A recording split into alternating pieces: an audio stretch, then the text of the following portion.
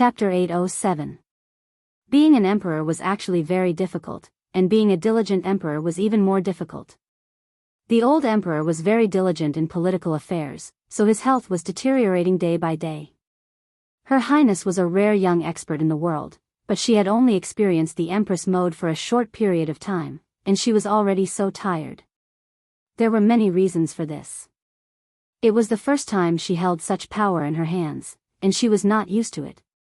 She did not know how to use it. First, some people in the court deliberately made things difficult for her.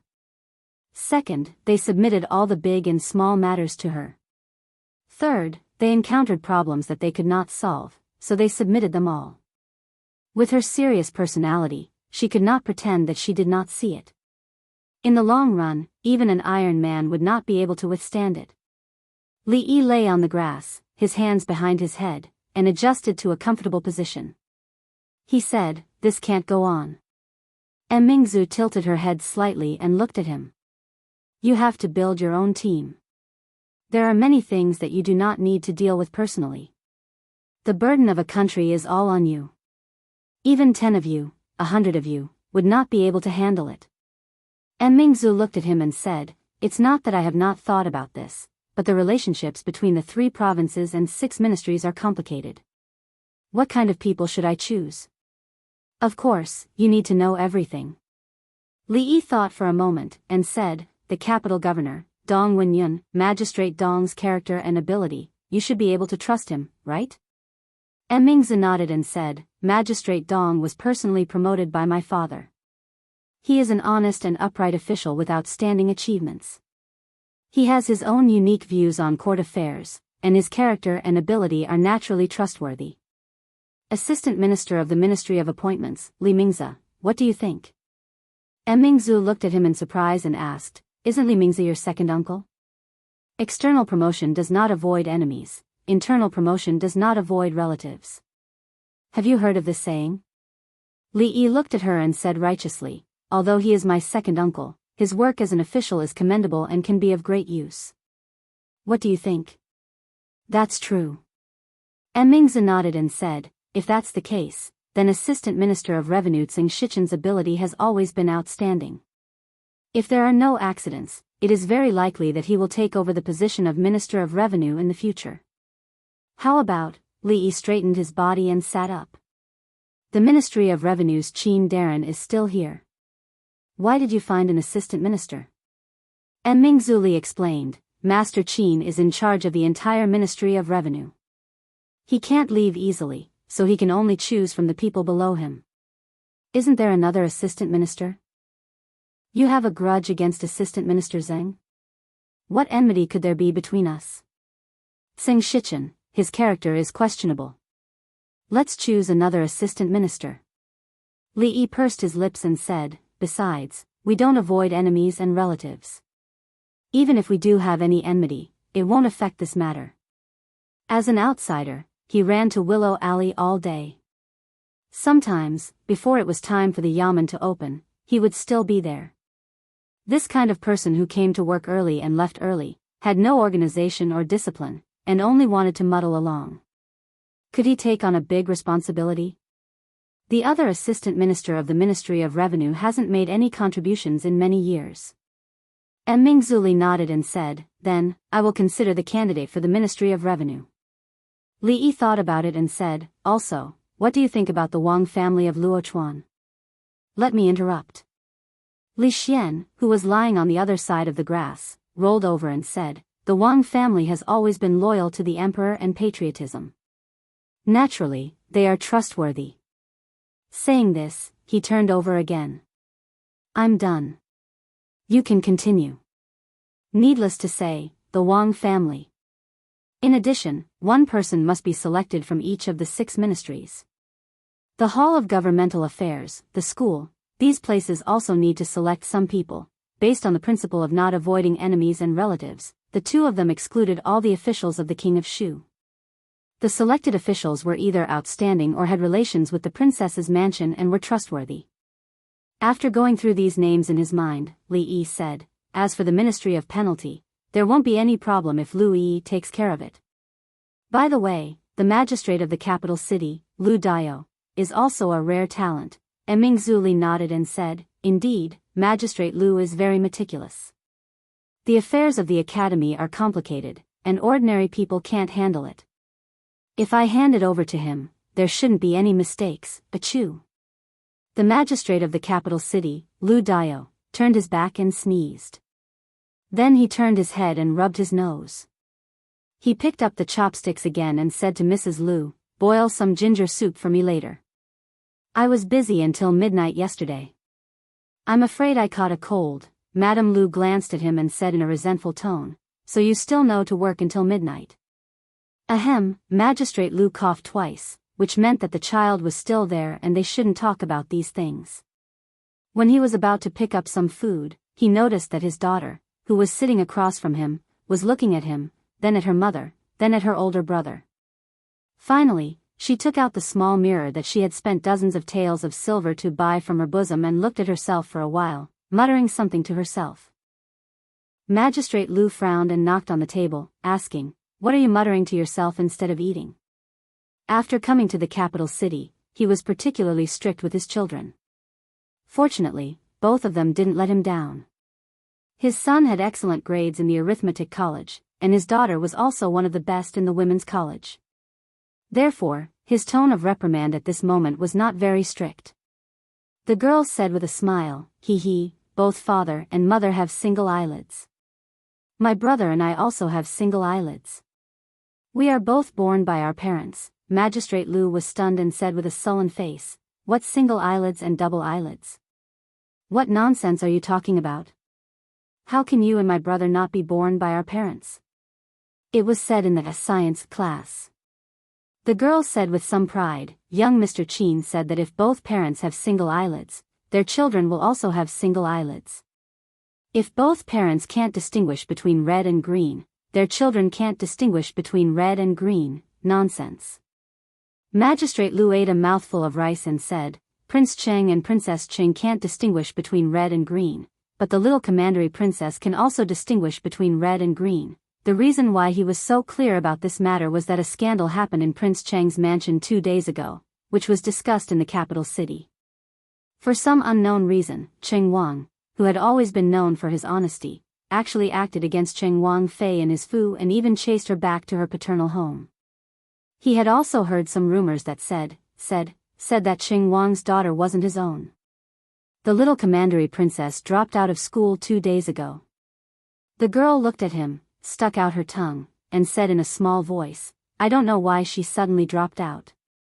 I have one less person to talk to in the college. Magistrate Lu was stunned for a moment, then waved his hand and said, even if it's not distinguishing between red and green, it's really like this.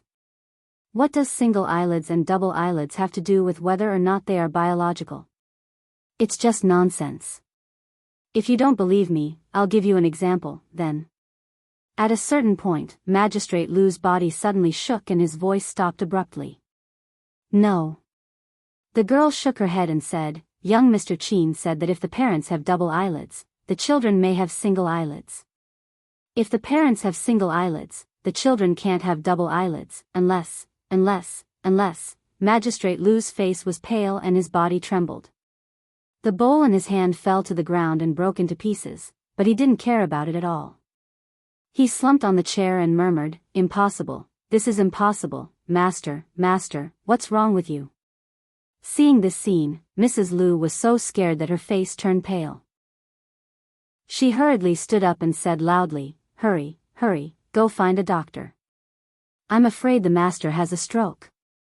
Magistrate Lu climbed up from the chair, looked at his daughter and asked, do all the students in your women's college know about this? No, they are all unwilling to take the science course. Only a few of us. The girl said with some regret, young Mr. Qin said that this was all said by Marquis Li. It's not written in the book.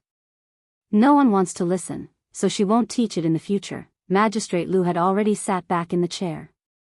His face was a little better than before, but he still couldn't help murmuring, this is impossible, this is impossible. Chapter 808. A good meal turned out like this. The young girl felt uneasy. She timidly walked over and whispered, "Father, father, what's wrong?" Oh, nothing." County Magistrate Lu calmed down. He waved his hand and said, "Nothing. Don't spread rumors about Prince Cheng's little princess. Single eyelid, double eyelid. Don't mention it again." The young girl nodded obediently. I know. Everything that happened just now seemed to have been brushed aside so easily. You guys eat. I have something to do and have to go out." County Magistrate Lu stood up and walked out after saying that. When he walked to the door, he stopped and asked, "Oh, you just said that these things were taught by County Marquis Li. Which County Marquis Li? Which County Marquis Li?" "The one my father always talks about." "Okay, I got it." County Magistrate Lu waved his hand and said, "You guys eat first. I'm leaving." He quickly walked out of the door. When he crossed the threshold, he tripped and almost fell. "Young master, what's the difference between the food rewarded by the emperor and the food outside?" In the carriage, Fang looked inside and asked curiously. Li Yi leaned against the carriage and said lightly, "You want to know? How about taking you with us next time?" "That's too embarrassing." Fang rubbed his hands and asked, "When is the next time?" Li Yi waved his hand. "Nothing special. The skills of the imperial chefs in the palace are almost the same as your wife's." Fang curled his lips and said, "Young master, don't lie to me.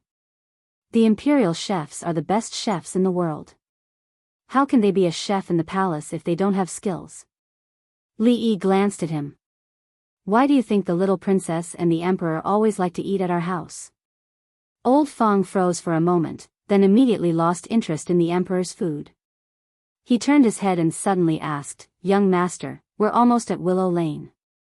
Do you want to go in and sit for a while?" "Since you're here, sit for a while." Li Yi nodded and got off the carriage. Watching him walk into the alley, Fang comfortably leaned against the carriage. He let out a long sigh and said, "I'm so tired these days. It's better to follow the son-in-law." The sloppy old man, who had been sitting at the side with his eyes closed, suddenly opened his eyes and asked indifferently, "Do you know why your son-in-law didn't let you follow him these days?" Fang glanced at him and said, "Because the son-in-law has other, more important things for me to do. Because you talk too much." After the sloppy old man finished speaking, he closed his eyes again. "You are jealous."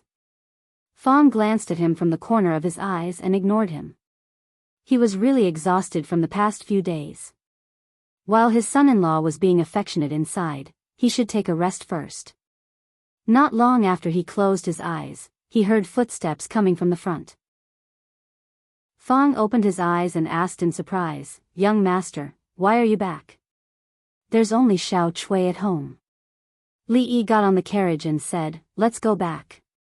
Fang waved his whip and started the carriage. He turned around and asked curiously, "Young master, I have a question." Okay. If you're really curious about what the emperor usually eats, I'll bring some back for you next time." "Not this." Fang shook his head and asked curiously, "Miss Seng?" "Miss Seng doesn't need to say anything." "Miss Wan?" "Young master, what do you plan to do?"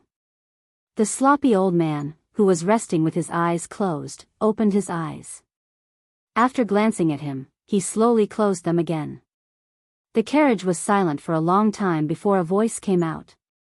"Fang, recently, Lu Meng's side is a bit short on manpower." The carriage stopped in front of the new residence. Fang jumped off and said, "Young master, I'll go back and pack up. I'll stay in the league for a few days." "Forget it, Lu Meng, don't go. You'd better stay with me." Li Yi waved his hand and said, "I didn't eat much at Hibiscus Garden. Go ask the kitchen to cook a few dishes and take out the jar of wine you've been hiding." "Young master, where am I? Go quickly." Although he did not know why the son-in-law asked him to go to the Lu Meng to help and changed his mind so quickly, to him, these two things were very interesting. There was no difference. However, he felt sorry for the jar of wine. It was really good wine. It was more mellow than the strong wine made in his workshop, but it was less chewy. He only hoped that the son-in-law could leave a few mouthfuls for him, However, thinking of the young master's tolerance for alcohol, he immediately felt relieved. When the young master moved to the city, he naturally bought a house nearby. He went home and found the jar of wine under the bed. When he brought it back, he saw someone pacing back and forth at the entrance of the residence. After taking a look, he strode over and patted him on the shoulder. He smiled and said, "Hey, old Lou, you're here to see my young master?" County Magistrate Lou was already preoccupied. When he was suddenly patted on the shoulder, he was almost scared out of his wits. When he saw the person who came, he patted his chest and said, "Brother Fong, is Surly home?" "Yes, I just came back." It was not easy to meet an acquaintance from the Qing and government in the capital. Fong put his arm around his shoulder and said, "Come, let's go in together." "Brother Fong, please let me know, what's there to tell?" "We're all on the same side, no need to be so polite." Sir Lu came at the right time. Li Yi pointed to the table and said, "Sit." "Fong, go get another pair of chopsticks for Sir Lu." County Magistrate Lu hurriedly waved his hand. "Sir Li, no need, I've already eaten at home." "If I tell you to sit, then sit. Stop talking nonsense." Fong pushed him into his seat and quickly brought 2 pairs of chopsticks from the kitchen. He also sat to the side. "Sir Lu, you've been busy with political affairs recently. It's really hard for you." "You're welcome, sir. This is my duty." After the two chatted casually for a while, the dishes and wine were all served. Seeing County Magistrate Lu's pale face and absent-minded appearance, Li Yi wondered, "Sir Lu, you came here today because something happened in the academy? Is there someone in the court who dares to stop you on the matter of the academy?" No. County Magistrate Lu hurriedly shook his head and said, "I came here this time because I have something to ask you, sir." At this moment, Li Yi was a little curious. He poured a cup of wine and said, "Sir Lu, please say it." County Magistrate Lu thought for a while and said again after a moment, "Sir Li, I have a friend." Pfft, this excuse was really old-fashioned. How stupid would one be to use it? Li Yi almost spat out the wine in his mouth. If he hadn't turned his head quickly, he would be the only one who could eat this table of dishes and wine today. County Magistrate Lu was stunned and asked, "Sir Li, what's wrong with you?" Cough, cough. "Nothing, I'm fine." "Sir Lu, what's wrong with your friend? Go on." Li Yi wiped his mouth and said while waving his hand. County Magistrate Lu nodded and said, "I have a friend. He and his wife both have single eyelids, but their child has double eyelids." Li Yi put down the wine cup that he had raised and stared at County Magistrate Lu blankly. To be exact, he stared at County Magistrate Lu's eyelids. "Well, single eyelids. Are you sure, Sir Lu?" "Sir Lu's friend and his wife have single eyelids, but their child has double eyelids." "Is it because of a wrinkle or something?" County Magistrate Lu shook his head and said, "It shouldn't be." "What should it not be? Is it true or not?" County Magistrate Lu thought for a while and nodded. "It can't be wrong." Li Yi suddenly smiled and pushed a plate of vegetables in front of him, saying, Come. This matter is not urgent. Lord Lu, eat more vegetables. It's almost winter, and there aren't many vegetables outside. Lord Lu, when you go home, you can bring some more." Chapter 809. I've already eaten at home. County Magistrate Lu looked at the plate of green vegetables in front of him and was startled. He said, "Lord Li, I just want to ask, I suddenly had an inspiration and came up with a poem. Why don't you help me analyze it?" County Magistrate Lu was startled again. He cupped his hands and said, "Lord Li is the #1 scholar in the imperial court with unparalleled talent in poetry. I'm not talented and I don't dare." Li Yi waved his hand and said, "It's just an exchange. Lord Lu, you don't have to belittle yourself. It's nothing." County Magistrate Lu cupped his hands again and said, "I'm all ears." Li Yi smiled and said, "I've traveled to some places in my early years. I've been to a place called Chilichuan at the foot of the Yin Mountain." "Yin Mountain?" County Magistrate Lu was puzzled. Lord Li, you've been to the north? Li Yi nodded and said, Chilichuan is a good place. Seeing this plate of green vegetables, I suddenly thought of the boundless green grassland there. I couldn't help but feel a bit poetic. County Magistrate Lu, why don't you listen to it? Li Yi had a thoughtful expression on his face. After a while, he said, Chilichuan, at the foot of the Yin mountain. The sky is like a dome, covering the surrounding wilderness. Thousands of miles of Yin mountain, Chilichuan plain, the sky is vast and boundless, covering the surrounding wilderness. County Magistrate Lu nodded and said, Lord Li, you really have a wide range of knowledge. This poem has a broad realm and a majestic tone. It has the feeling of a northern folk song during the northern and southern dynasties. The sky is vast and the wilderness is boundless. These two lines describe the magnificence of the picture and the vastness of the wilderness. I live next door. My surname is Wang. Ah. County Magistrate Lu was startled and said with some uncertainty, the sky is vast and the wilderness is boundless. I live next door. My surname is Wang. The first line had been talking about the vastness of the world. This line changed too quickly. The strong contrast made him unable to believe his ears for a moment. Why? Lord Lu, you don't like this line? Li Yi thought for a moment, then said, then let's change it. The sky is vast, the field is boundless, a branch of red apricot wants to grow out of the wall. What does Lord Lu think of this sentence? Lord Li, I'm not as talented as you. County Magistrate Lu shook his head in shame and said, I just want to ask Lord Li. It was such an obvious hint, yet he couldn't understand it. It seemed like he had no choice but to make it clear. Li Yi sighed, walked over and said, no matter what, the child is innocent. I can't help much in this matter. Lord Lu, please reconsider. County Magistrate Lu was stunned for a moment before he asked, are you saying that if both parents have single eyelids, they really can't give birth to a child with double eyelids? Not necessarily. Li Yi thought about it and said, double eyelids and single eyelids are determined by genetics. Logically speaking, it's impossible for parents with single eyelids to give birth to a child with double eyelids. But nothing is absolute. Who knows, maybe the child's Mercury and Halley's comet will go in the opposite direction. If we don't save it, we won't change our fate. Fortunately, after practicing martial arts, he had deliberately exercised his body, and even his lung capacity had increased a lot. He didn't even gasp for breath when he said so many words. Li Yi took a sip of tea to moisten his throat, then he looked at County Magistrate Lu and asked, Lord Lu, do you understand? Mercury, comet, Halley, died, body. County Magistrate Lu looked at Li Yi in a daze, then he nodded and said, I understand. Understand? Li Yi looked at him in surprise and said, since you understand, Lord Lu, tell me about it. County Magistrate Lu coughed dryly and said, Lord Li, you mean that parents with single eyelids are also very likely to give birth to a child with double eyelids, under normal circumstances? What was the probability of the gene mutation that controlled eyelids?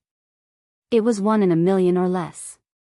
Li Yi didn't know, but the other possibility was much higher. Li Yi nodded and said, it's quite high.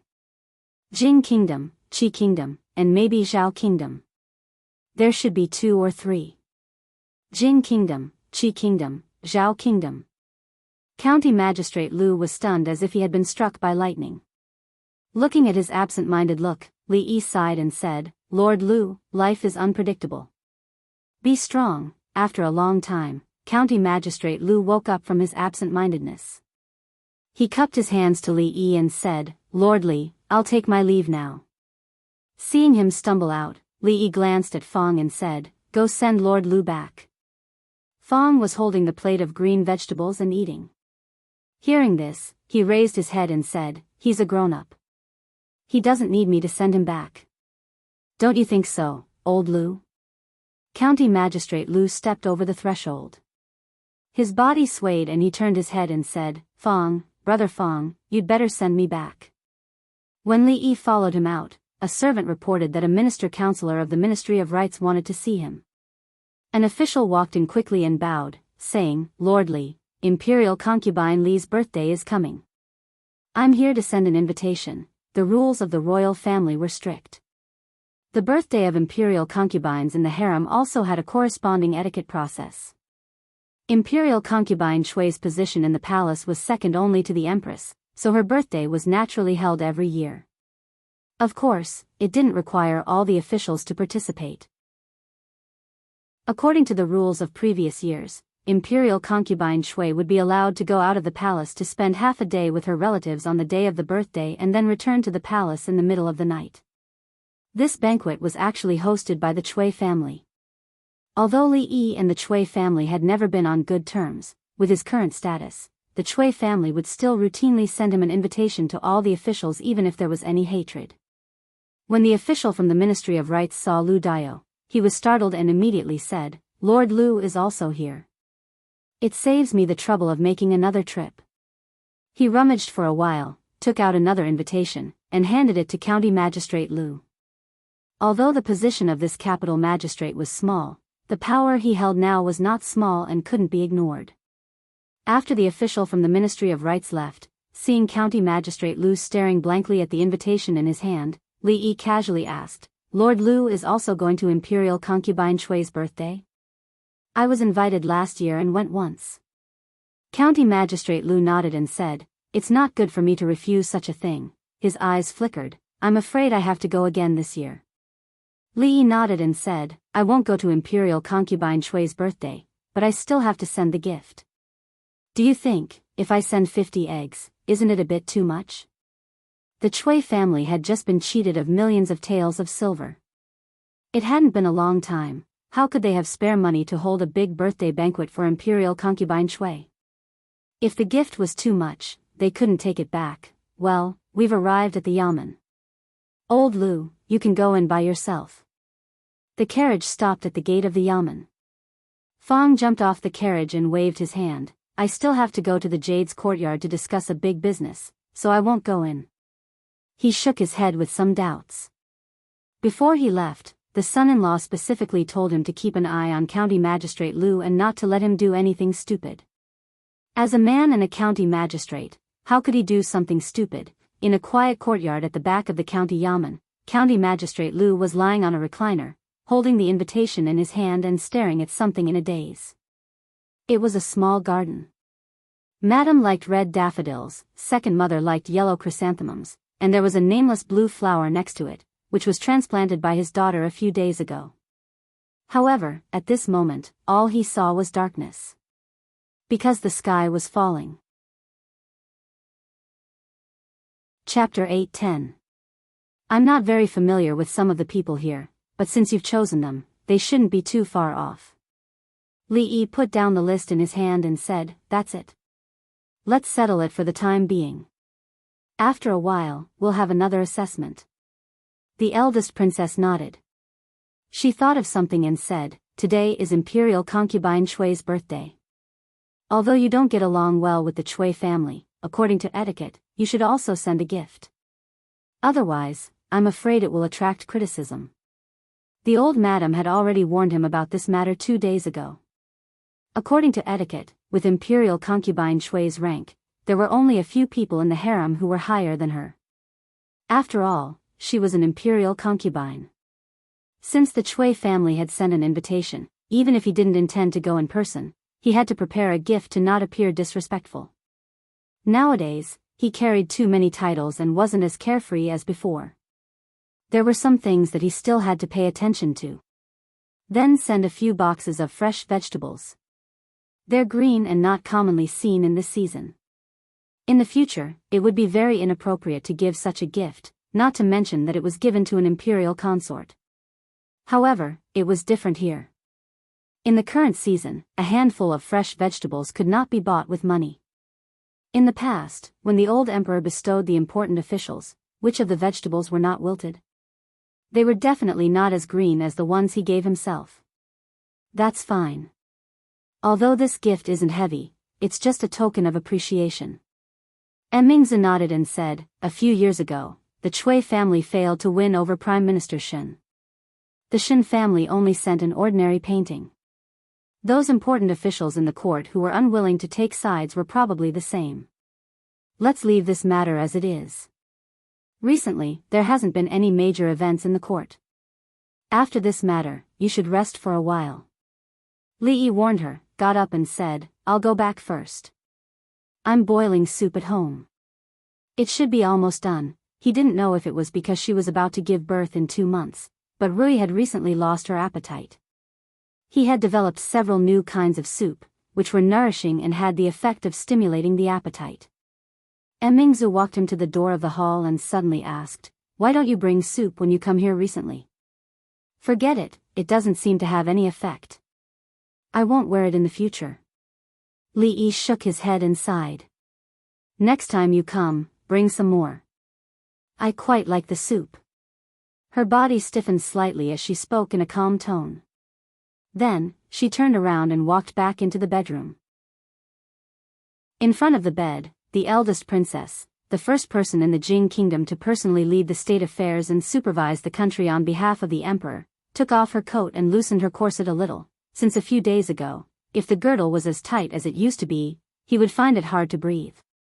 Every August, there would be 2 grand events in the capital. One of them was the night of the Mid-Autumn Festival on August 15th. It was a carnival for all the people in the capital. There was no curfew on the night of the Mid-Autumn Festival. The whole capital was decorated with lanterns and streamers. The brothels, wine shops, and brothels were also open all night. It was very lively. Although noble consort Chui's birthday could not be compared with the Mid-Autumn Festival, the curfew was only delayed for 2 hours for the convenience of the guests. However, on August 23rd, the carriages and sedans lined up in front of the Chui family's house occupied at least 2 streets. The night had just fallen. 2 people were walking on the crowded street. One of them looked ahead and said in surprise, Your Excellency, during noble consort Chui's birthday last year, the carriages and sedans of the guests were all lined up here, right? County Magistrate Lu nodded and said, I remember that there was a whole street less this year than last year. Detective Zhao thought for a moment and said, No wonder. At this time last year, the King of Shu was still in the capital. Many officials naturally had to give face to the King of Shu. County Magistrate Lu did not continue, but he knew in his heart that even if the King of Shu was still in the capital today, the scene in front of the Chui family's house would not be much better than now. That was because some of the owners of the carriages that had been parked here last year had died. Some had been imprisoned, some had their properties confiscated, and some had been exiled. Some felt that there was no need for them to come here this year or in the future. Detective Zhao did not continue this topic, but asked again, Your Excellency, are you still going to put down the gifts and go in for a while this year? County Magistrate Lu shook his head and said, You wait outside for a while tonight. You have sent such a generous gift, you have to eat some of it back. At this time, there were not many guests in front of the Chui family's house. County Magistrate Lu walked over and handed over the gift list. A servant of the Chui family looked through it and immediately bowed and said, Your Excellency, please. In a side hall of the Chui family's house, Chui Qingze, the master of the Chui family, was holding a thin book in his hand with a slightly gloomy face. Is that all? The servant of the Chui family beside him said in fear, That's all. Behind him, a middle-aged man had already stood up, and his face was extremely gloomy. All? The number of people coming to the house this year is not even half of last year's. Do they really think that the Chui family will collapse when Her Highness goes to Shuzhou? Another voice came from behind, Could it be that it's not the right time yet and many people are on the way? However, this voice was very low, as if even the owner of the voice knew that he did not have any confidence in saying this. Too many things have happened in the past year. Chui Qingze put down the book in his hand, took a deep breath, and said, Don't mention this again. Her Highness will be here soon. Get ready, the Chui family's house today was not as lively as in previous years. The mansion was still crowded. Although the King of Shu's party was temporarily depressed, they were still a force that could not be ignored in the court. Some important guests would naturally not be with the majority of the people. In another quiet hall, the environment was much quieter than the other places in the mansion. His Majesty values filial piety very much. This time, for Her Highness's birthday, he did not allow Her Highness to return to the capital. The memorial jointly submitted by the Ministry of Rights was rejected as soon as it was submitted. Now, he wants the eldest princess to govern the country. What do you think His Majesty is thinking? There were only a few people in the hall. At this time, the one who spoke was the Assistant Minister of the Ministry of Rights. It seems that what Her Highness did last time really touched His Majesty's reverse scale. Sigh, I don't know who gave Her Highness the idea, but we didn't know anything. Otherwise, things would not have come to this. In the past year, you have seen how much we have lost. The Chui family today is completely incomparable to a year ago. Now, they want to build an academy and help the poor. Whether it is in the court or among the people, our influence cannot continue to be stable. Every year on Imperial Consort Chui's birthday, the officials and nobles in the court who had sided with the King of Shu would gather. It was a crucial day for the King of Shu's faction to plot together. Several people in the hall conversed softly. At a certain moment, someone suddenly raised his head and asked, "Now that Her Highness is in a difficult situation, I wonder what Assistant Minister Xing thinks." The few of them turned their gazes over. Although the Xing family had only risen in recent years and had a weak foundation, it could not be compared to families like the Chui family and the Qin family. However, Xing Shichen was an extremely powerful person. After plotting together for so many years, they had long understood this. Xing Shichen, who had been sitting there drinking tea since he stepped into the hall, raised his head and looked around blankly. He nodded and said, "The tea is good, not bad." "Lord Chen, what do you think?" Chen Chong raised his teacup and took a sip. He said calmly, "Lord Zheng is right. This tea is not bad." Just as he finished speaking, there was a commotion outside. A servant of the Chui residence hurried in to report that Imperial Consort Chui had arrived. "Husband, can you really tell so much from single eyelids and double eyelids?" When Li Yi was telling a bedtime story as usual, Rui looked at Li Yi and asked in surprise when she heard him mention something. "Actually, there are many things in this world that follow a pattern." Li Yi smiled as he tucked her in. "It's not difficult to verify this. All you need to do is find parents with single eyelids and look at their children." Rui thought for a while and said in surprise, "That's true. In the past, in the Willow Leaf Village, there were a few couples with single eyelids. Their children really don't seem to have double eyelids." She looked at Li Yi and said with a smile, "However, who would stare at other people's eyelids when they have nothing better to do? How boring is that? To discover these patterns, one must be very meticulous." "But, how did husband find out?" "That's not necessarily true." Li Yi shook his head and said, "Perhaps there really are people who are meticulous and bored." Chui residence. When the graceful and luxurious Imperial Consort Chui walked in from the front, the guests stood on both sides and nodded slightly. In the innermost part of the crowd, one person quietly raised his head. Chapter 8:11. The surname, Chui, was not an ordinary one in the Jing Kingdom. There were many families with the surname, Chui, in the Jing Kingdom, but the Chui family, that people often mentioned only referred to the Chui family of Wang Province. As a prestigious clan that had been passed down for a few hundred years, it had experienced the change of dynasties, the change of ownership of the land, and how many imperial powers had been destroyed before rising again. But the Chui clan was still the Chui clan, and it stood towering on that piece of land without collapsing. It was truly even more stable than the imperial family. Of course, it wasn't because the Chui clan's military strength was strong, and it possessed an army of its own that caused the imperial family to be extremely fearful of it. It was instead because the Chui clan had been passed down for a few hundred years, and it was even to the extent that the Chui clan had an extremely high prestige in the hearts of the scholars in the Moon Prefecture, the neighboring prefectures, and even the entire world. It was easy to destroy the Chui family, but at the same time, it also destroyed the people's trust in the royal family. Therefore, even decades ago, when the Chui family was at its peak and could even control the court, the royal family did not take any extreme measures against the Chui family. Of course, since the emperor ascended the throne, he had deliberately supported the poor and adopted a strategy of slowly nibbling away at the power of the noble families in the court. In the past 20 years, the Chui family's influence in the court had been greatly weakened. Especially in this year, the Chui family's arrangements in the court for more than 10 years had almost suffered a destructive blow, and their reputation was no longer as strong as before. However, a starving camel was still bigger than a horse. The Chui family's disciples were all over the world, and they still had a reputation among the people. Moreover, they had a daughter who was the imperial concubine. Even if their influence was not as strong as before, they should not be underestimated. Moreover, the prince that imperial concubine Chui gave birth to was the current emperor's eldest son. According to the rules of etiquette, after the king of Shu ascended the throne, the Chui family's power would definitely reach a new peak.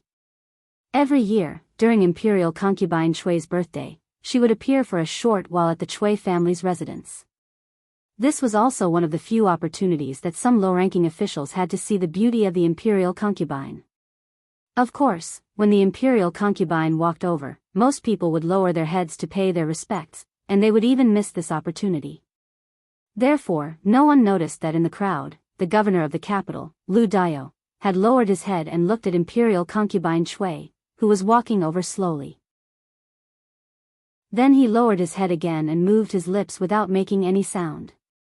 If someone knew how to read lips, they would naturally be able to read what he said. Damn it, it's too far, I can't see it clearly. It was the birthday of the noble consort. According to the rules of etiquette, there was a set of complicated procedures that had to be followed in the palace during the day. When noble consort Chui arrived at the Chui residence from the palace, it was already night time. Even though the Chui residence was brightly lit with lanterns and streamers, it was not difficult to see noble consort Chui's appearance from the back of the crowd at a distance of half a zhang. However, if one wanted to see more details, such as the color of noble consort Chui's lipstick, whether she had too much makeup on her face, whether she had a single eyelid and so on, he couldn't see these clearly. Family concubine family, family members. Although imperial concubine Chui was born in the Chui family, her identity had changed since she entered the palace. Her relationship with the Chui family had changed. Therefore, when she walked in slowly with the help of a palace maid, the head of the Chui family and the members of the Chui family were waiting respectfully in front of her. In the crowd, a minister of the Ministry of Rights lowered his head and waited for imperial concubine Chui to walk past him. He was still thinking, I don't know what imperial concubine Chui looks like. Last year, I didn't dare to raise my head.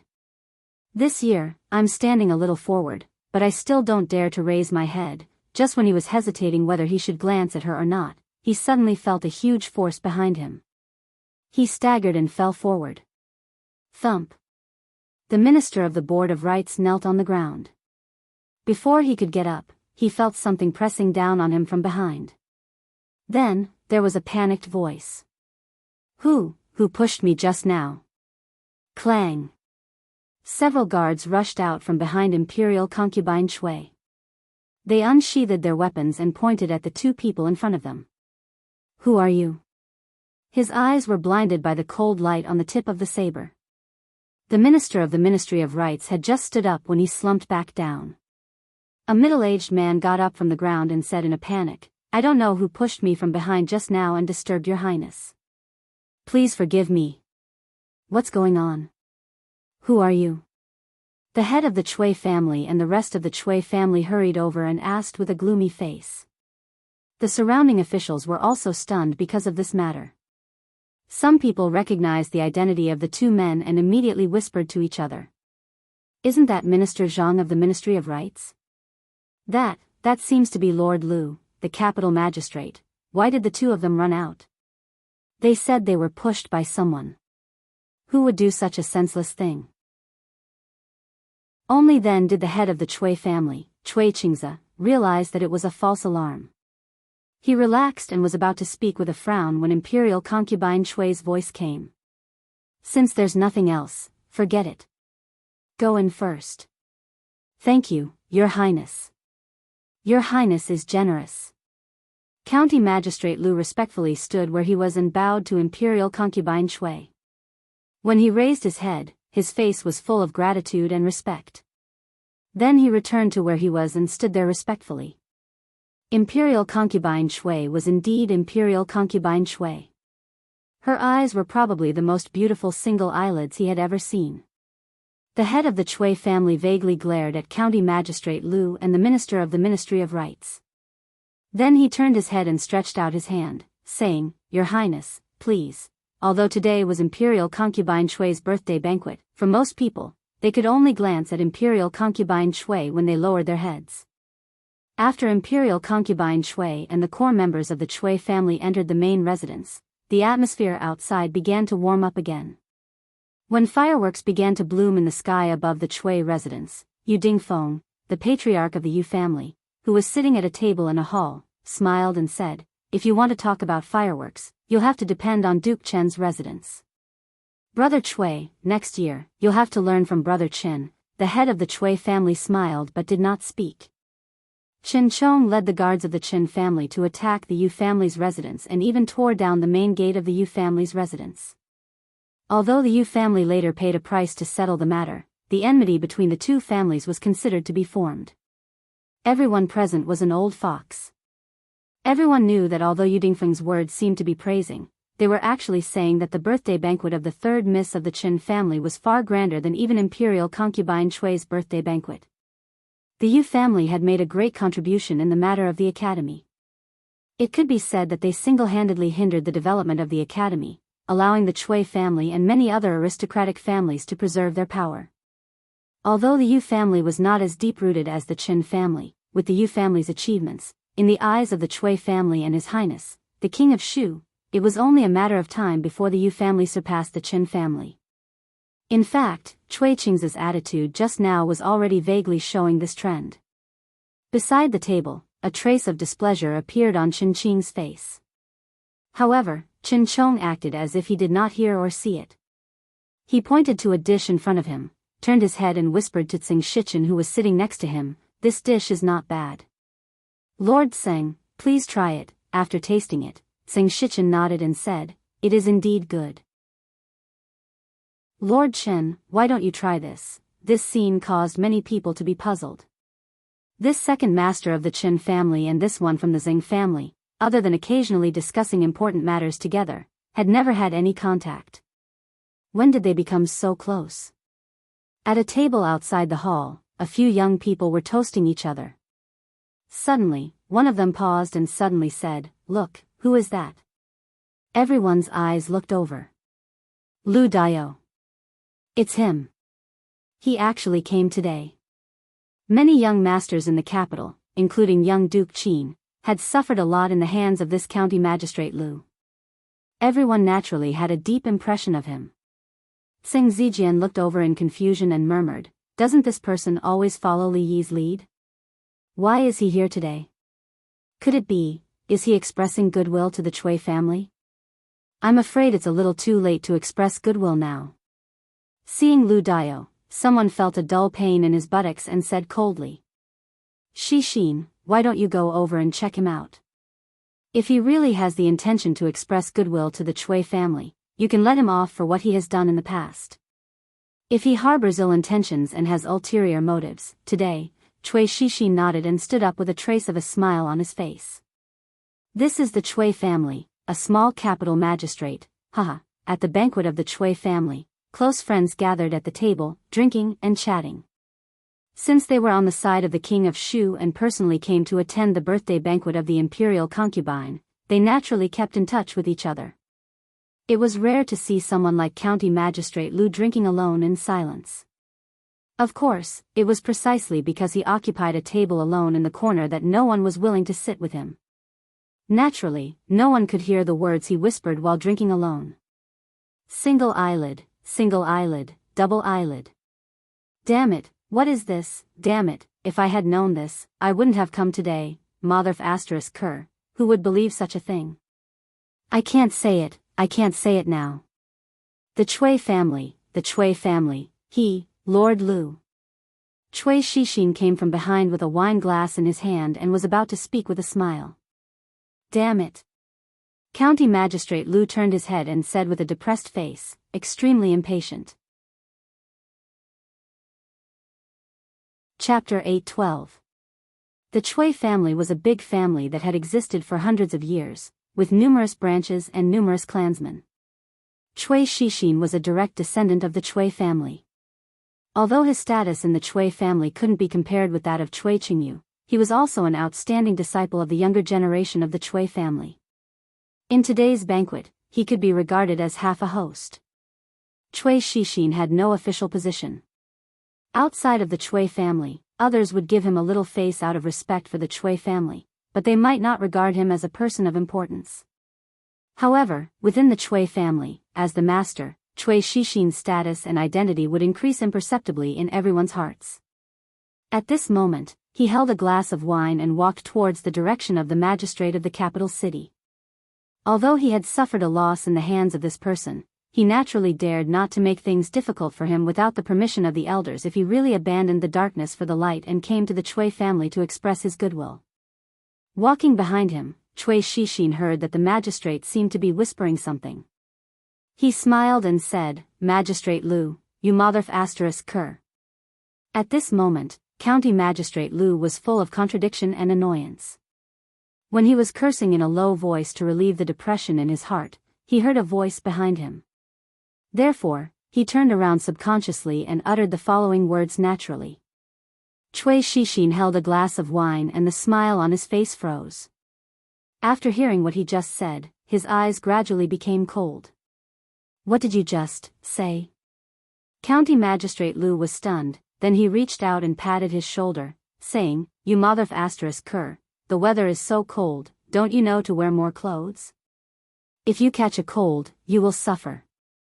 You young people don't know how to take care of your body at all." He held up the glass of wine and gently touched the glass in Chui Shixin's hand. After drinking up the wine in the glass, he waved his hand, "Child Chui, I have something else to do, so I'll leave first." After saying that, he stood up and strode towards the direction of the Chui mansion. "Stop!" Chui Shixin suddenly smashed the wine glass in his hand, turned around and pointed at the leaving figure of County Magistrate Lu. When he walked over just now, not many people paid attention to him except those young figures. At this moment, he smashed the glass angrily in front of so many people, which made many people stunned on the spot. Today is the birthday of Imperial Concubine Chui. What's wrong with the third child of the Chui family? Isn't that person the magistrate of the capital city? How did he provoke the third child of the Chui family? How did he offend the third child of the Chui family come to the banquet today? Smashing the cup. Could it be that smashing the cup is the signal? Could it be that the Chui family wants to take advantage of noble consort Chui's birthday banquet to catch all those who don't listen to their orders? County Magistrate Lu stopped and turned his head and turned, asking, "Child Chui, child of Chui Chui." Chui Shixin glared at him. "How dare you insult my mother?" "Nonsense, Chui Lu of Chui Cun. Chui Shixin of Lu of Kyuf Chui Chui, County of Lu of Kyuf County of. Chui Shixin of County of Xian of Chui." County Magistrate Lu smiled and said, 2 days ago, the weather suddenly became cold. My son didn't put on clothes and caught a cold. He hasn't recovered yet and is recuperating at home. When I saw child Chui Xiao of County, I thought of my son and couldn't help being a little anxious." Chui Shixin was a little embarrassed by his words and said angrily, "Your son is your son, I am me." County Magistrate Lu hurriedly waved his hand and explained, "Child Chui, you are right. I don't have a son like you. You." Chui Shixin's face was full of anger again. At this time, a figure came hurriedly behind him. "What's wrong? What happened?" A middle-aged man walked out of the hall and looked at Chui Shixin. Chui Shixin pointed at County Magistrate Lu. After moving his lips, he lowered his head and said, "Fourth uncle, it's nothing. Lord Lu wants to leave and I will see him off." He was very clear that the most important thing today was the birthday banquet of the imperial concubine. Not to mention him, even his father would not be able to get away if something happened at the birthday banquet. He was irritated by the rude words of Lu just now. Now that he calmed down, he immediately broke into a cold sweat. "Child Chui, don't be so polite. I know the way. County Magistrate Lu looked at him with a smile and turned away decisively. The servants of the Chui family cleaned up the broken pieces. When Chui Shixin walked back to the table, several people immediately surrounded him. What happened there just now? What does that Lu want to do? Chui Shixin's face was extremely gloomy. He told them what happened just now in detail. One of them was shocked and said, "In the Chui family, Lu Dio dared not to give you face. Why did he come here today?" Tsing Zijian was astonished. What's going on? Could it be that Lu Dio came here today just to cause trouble? Who gave him the guts to do so? Li Yi, it must be Marquis Li Yi of Cheng and County. In another place, an official lowered his voice and said, "Everyone in the capital city knows that the capital magistrate Lu Dio works for Marquis Li Yi of Cheng and County. Marquis Li Yi is not on good terms with the Chui family. There is no reason for him to come here today. It turns out that he just came for, yes, when the imperial concubine came here, it seemed that he directly rushed out to block the way." The conversation between him and the third young master of the Chui family was obviously a public joke. The third young master of the Chui family is still too young to take advantage of this old fox verbally. However, this Lu Dio is really bold. He even dared to make trouble at the birthday banquet of the imperial concubine. Marquis Li Yi is too strong. The Chui family can't do anything to him, but he is just a small capital magistrate. He's going too far. He's going too far.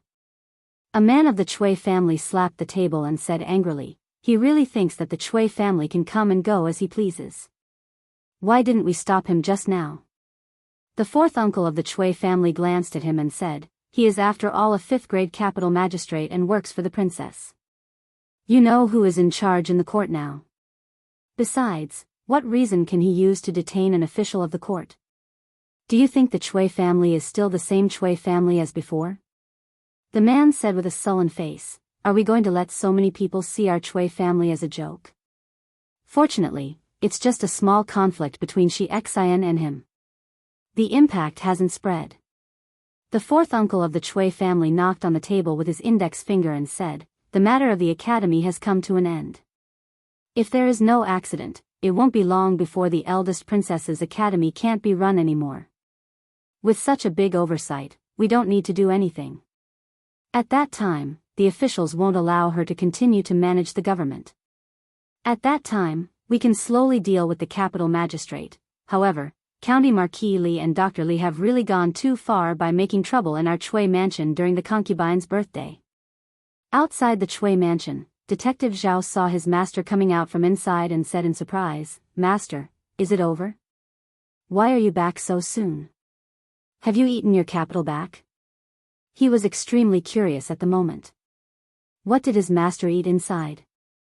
How could he eat such a generous gift in such a short time? County Magistrate Lu shook his head and said, "Not much.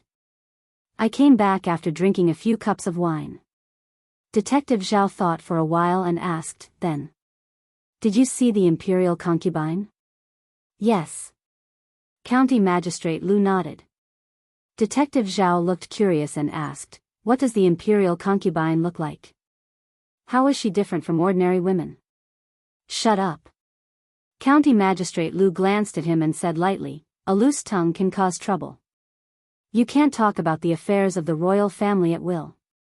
Do you want your head or not?" Detective Zhao was stunned for a moment and then came to his senses. He slapped himself and said repeatedly, "Master, please forgive me. I deserve to be slapped for my foul mouth. I deserve to be slapped. You'd better remember this." County Magistrate Lu looked at him and said in a low voice, "In the future, don't ask what you shouldn't ask and don't say what you shouldn't say." Chapter 8:13. Safe Journey, Your Highness. Safe journey, Your Highness. Although Imperial Consort Chui could leave the palace to reunite with her family on her birthday, she could not spend the night outside the palace. She had to return to the palace before the palace gates closed. At this time, the banquet at the Chui residence had not ended. Seeing the Chui family escorting Imperial Consort Chui out, all the officials and nobles present rose to send Imperial Consort Chui back to the palace. After that, the people who came to the Chui residence for the banquet also began to leave. After almost all the guests had left, Yu Dingfeng, the Marquis of Ningyuan, sighed in front of the Chui residence and said, "Her Highness is extremely dissatisfied with what we have done in the past year. If the situation continues to develop like this, the foundation that we have painstakingly built in the court over the past decades will be completely destroyed." Chui Qingze, the master of the Chui family, cupped his hands and said, "The success or failure of the academy depends on the Yu family. Brother Chui, rest assured, everything is under control." Yu Dingfeng smiled and returned the greeting before saying, "It's getting late. Brother Chui, I will also take my leave." Beside him, Chen Qing also raised his head. "We are also leaving." Chui Qingze smiled and said, "Second brother, please see the two lords Chen off." A man behind Chui Qingze stepped forward and looked at Chen Chong and his brother. He smiled and said, "Lords, please. The Yu family cannot be underestimated in the future." On the carriage returning to the residence, Chen Qing, who had been silent for a long time, finally spoke. They were all of the King of Shu's faction. Chui Qingze had just asked Second Master Chui to see them off while he himself sent Yu Dingfeng off. This subtle difference was a very clear signal to them. Chen Chong, who had his eyes closed, suddenly opened them and said lightly, "The Yu family cannot be saved." "What?" Chen Qing frowned and asked, "What do you mean?" Chen Chong looked back and asked, "Big brother, who do you think the Emmingzu Academy belongs to?" The academy was named after the eldest princess. From its establishment to its operation, everything was handled by the eldest princess. As Chen Qing spoke, his voice gradually became softer. He looked at Chen Chong and asked, "You mean, the Marquis of Chang'an County, Li Yi?" Although outsiders knew that the Emmingzu Academy was established by the Princess Royal Highness for the poor, the conversation between the Princess Royal Highness and the Marquis of Chang'an County in the Imperial Garden that day was known by almost everyone in the court. They all knew that the matter of the academy, although it was in the name of the Princess Royal Highness, the things behind the scenes were all done by the Marquis of County Li. Chen Qing frowned. "Even if it's him, it might not be. Has Big Brother ever seen him lose?" Chen Qing's voice stopped abruptly. After a moment of silence, he asked, "Is this the only reason? Isn't this reason enough?" Chen Chong looked at him and shook his head. Ever since the Princess Royal Highness visited the Yu family and was rejected several times, the Princess Royal residence would send people to the Yu family every day to discuss. In the beginning, they would stay for a day, half a day, 4 hours, and an hour. Later, they would only stay in front of the Yu residence for less than a quarter of an hour. What can this mean? Tsing Shichen said that this means that the Yu family is about to be finished. Assistant Minister Tseng? Chen Qing was startled and his expression changed slightly. Assistant Minister Tseng is a meticulous person and rarely makes mistakes in the matters he has handled. If this is really the case, I'm afraid I have to warn you, Dingfeng. If this spoils the lady's plans, turn. He lifted the curtain with one hand. Before he could finish the word, "turn around," another hand reached out from the side and closed the curtain again. Chen Qing turned to look at him and said in surprise, "Second brother, you are..." Chen Chong did not speak and leaned back against the carriage. Chen Qing just looked at him like this. Some thoughts surged in his mind and his expression gradually changed. What? Last night at the Chui family, County Magistrate Lu really did that? When he heard this news from Fong, even Li Yi himself was a little surprised. He didn't know much about County Magistrate Lu, but he knew how daring he was. After knowing him for so long, Li Yi felt that it was impossible for him to be wrong. He actually dared to verbally humiliate the Chui family's third young master at Imperial Consort Chui's birthday banquet in front of so many officials and nobles. No matter how he looked at it, this didn't seem like something that County Magistrate Lu would do. That's right, I also find it strange. Fong also said with a surprised expression, this old Lu usually looks very timid. I didn't expect him to be so hot-blooded, perhaps. Lord Lu is not in a good mood. It's understandable. No matter what, he was still a fifth-rank official of the imperial court and a talent that Her Highness the Empress valued. As long as he didn't directly contradict imperial consort Chui and play around with the younger generation of the Chui family, no one could do anything to him. However, what Li Yi couldn't understand was that even if he wanted to draw a clear line with the Chui family and the king of Shu, why did he choose this time? Moreover, with his cautious character, how could he do things without leaving any room for retreat? I also don't understand why Lord Lu is so anxious to draw a clear line with the Chui family or the king of Shu. Even if he really wants to show his loyalty to County Marquis Li, he doesn't have to do this. In a secluded room of a tea house in Willow Lane, Tsing Shichen shook his head with some doubts on his face. There are rumors outside that this person was instructed by Li Yi to do that last night. Chen Chong took a sip of tea and asked, "How do you know that he wants to draw a clear line with the Chui family?" Tsing Shichen put down the teacup and said, "Although I don't know why he is so anxious, Lu Dao is a smooth and slick person. He is also extremely cautious. If there is no reason, he wouldn't do such a reckless thing. Especially his behavior last night, it seems that he deliberately put on a show for others to see. Cautious?" Chen Chong laughed coldly and said, "He is the bravest and most arrogant Jingdo magistrate in history.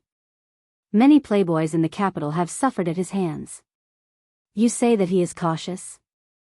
The Qin family should know very well how difficult the position of Jingdo magistrate is." Tsing Shichen glanced at him and said, "But this Lord Lu has done many arrogant things and offended many people. But his position is becoming more and more stable, and there is even a faint trend of him moving up. Lord Qin thinks that he is just relying on luck. But after what happened last night, I can no longer see through this person. Even you can't see through him." Chen Chong started and said, "Dong Wenyun, Lu Yi, and now even this Lu Dao, what kind of people come out from Qing and prefecture? This person is acting so strangely. Something must have happened. However, we are not on his side, so it is not good to ask." He glanced down and said, "Third mistress has come out. Official Chen should leave." Chen Chong stood up and raised his hands. "Official Tseng is going down anyway, let's go together. Cut ties." In a private room in a brothel somewhere in the capital, a middle-aged man sat there. His eyes narrowed slightly as he muttered, "Just what has happened?" "This person, Lu Dao," the man beside him asked in confusion, "Fifth master, what did you say?" The middle-aged man withdrew his gaze. His eyes seemed to drift as he looked at the man and asked, "Wu Er, how long have you been by my side?" "Yes." The man named Wu Er scratched his head and counted with his fingers. "Yes, it's been a long time." "So it has been that long." The middle-aged man stretched his body and said, "Go downstairs and buy some preserved fruits from Fuji." After the man left, the middle-aged man reclined on the couch and looked down at the stage. He muttered, "You family, who will be next?" Chapter 8:14. Yusan didn't have a name, or rather, his name was Yusan. He was sold to the Yu residence as a servant at a young age. At first, he only did odd jobs such as cleaning buckets and pouring night incense. Later, because he was quick-witted, he caught the eye of a steward and was allowed to leave the residence. He became a shop assistant in the family's shop and his days were much more comfortable than before. A few days ago, due to his outstanding performance, he was promoted from a shop assistant to the shopkeeper of the shop. It could be said that he stood at the highest point of his life. The Yu family had been in the paper shop business for decades. The paper produced by the family could be used to supply the imperial court and the common people. It was quite popular throughout the Jing kingdom. Therefore, the Yu family's shop in the capital was usually filled with customers. Most of the time, he was busy from morning to night. Yu San looked up and saw someone walking in. He immediately walked out and said with a smile, "Shopkeeper Ma, business has been good recently. I just ordered a batch yesterday and you're here to order again today?" Shopkeeper Ma was in the picture book business and had always used the Yu family's paper. Occasionally, they would give him a few wonderful picture books to comfort him on lonely nights.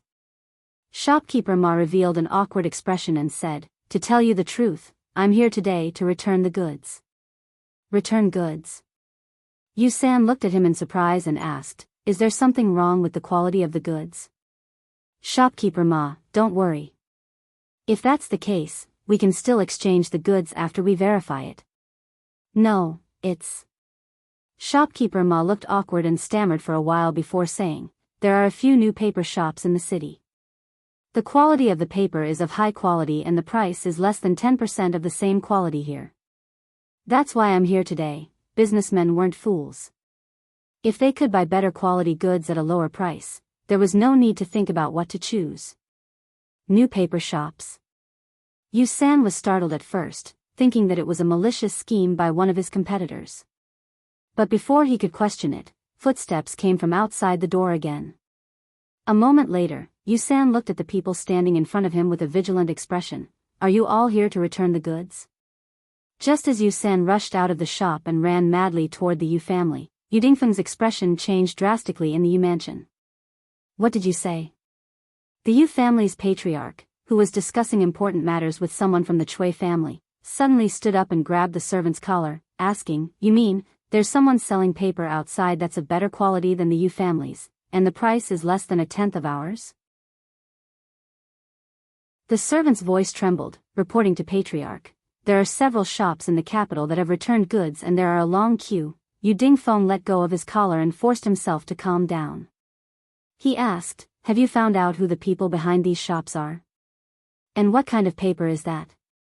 If this was just a competitor's malicious suppression, then it would be fine. However, he knew better than anyone how high the cost of papermaking was. The higher the quality, the higher the cost. If he sold it at a low price, he wouldn't even be able to recoup the cost. Naturally, it wouldn't last long. If it was just a malicious suppression by a competitor, it would be fine. He knew better than anyone else how high the cost of making paper was. The higher the quality, the higher the cost. If they sold it at a low price, they wouldn't be able to recover the cost. Naturally, they wouldn't be able to last long. What's more, in order to let the academy buy more paper at a high price so that they could profit from it, the Yu family had invested all their money and hoarded a large amount of goods. If, and only if, there was a cheap and high-quality paper on the market, causing no one to be willing to buy the Yu family's paper, then the Yu family would really be at the end of their rope. I can't find out their background. The servant looked at Yu Dingfeng and whispered, I've sent someone to check the quality of the paper. It's indeed of high quality and has never appeared on the market before. Before the servant finished speaking, the voice of the man surnamed Chui came over.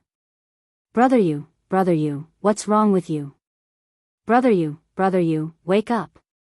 After Yu Dingfeng's philtrum was pinched by the man surnamed Chui, he slowly regained consciousness. Only then did he feel a chill on his back, his countenance was even paler. Go, send someone to the princess mansion, he said. No, prepare the carriage, quickly prepare the carriage, I will go personally.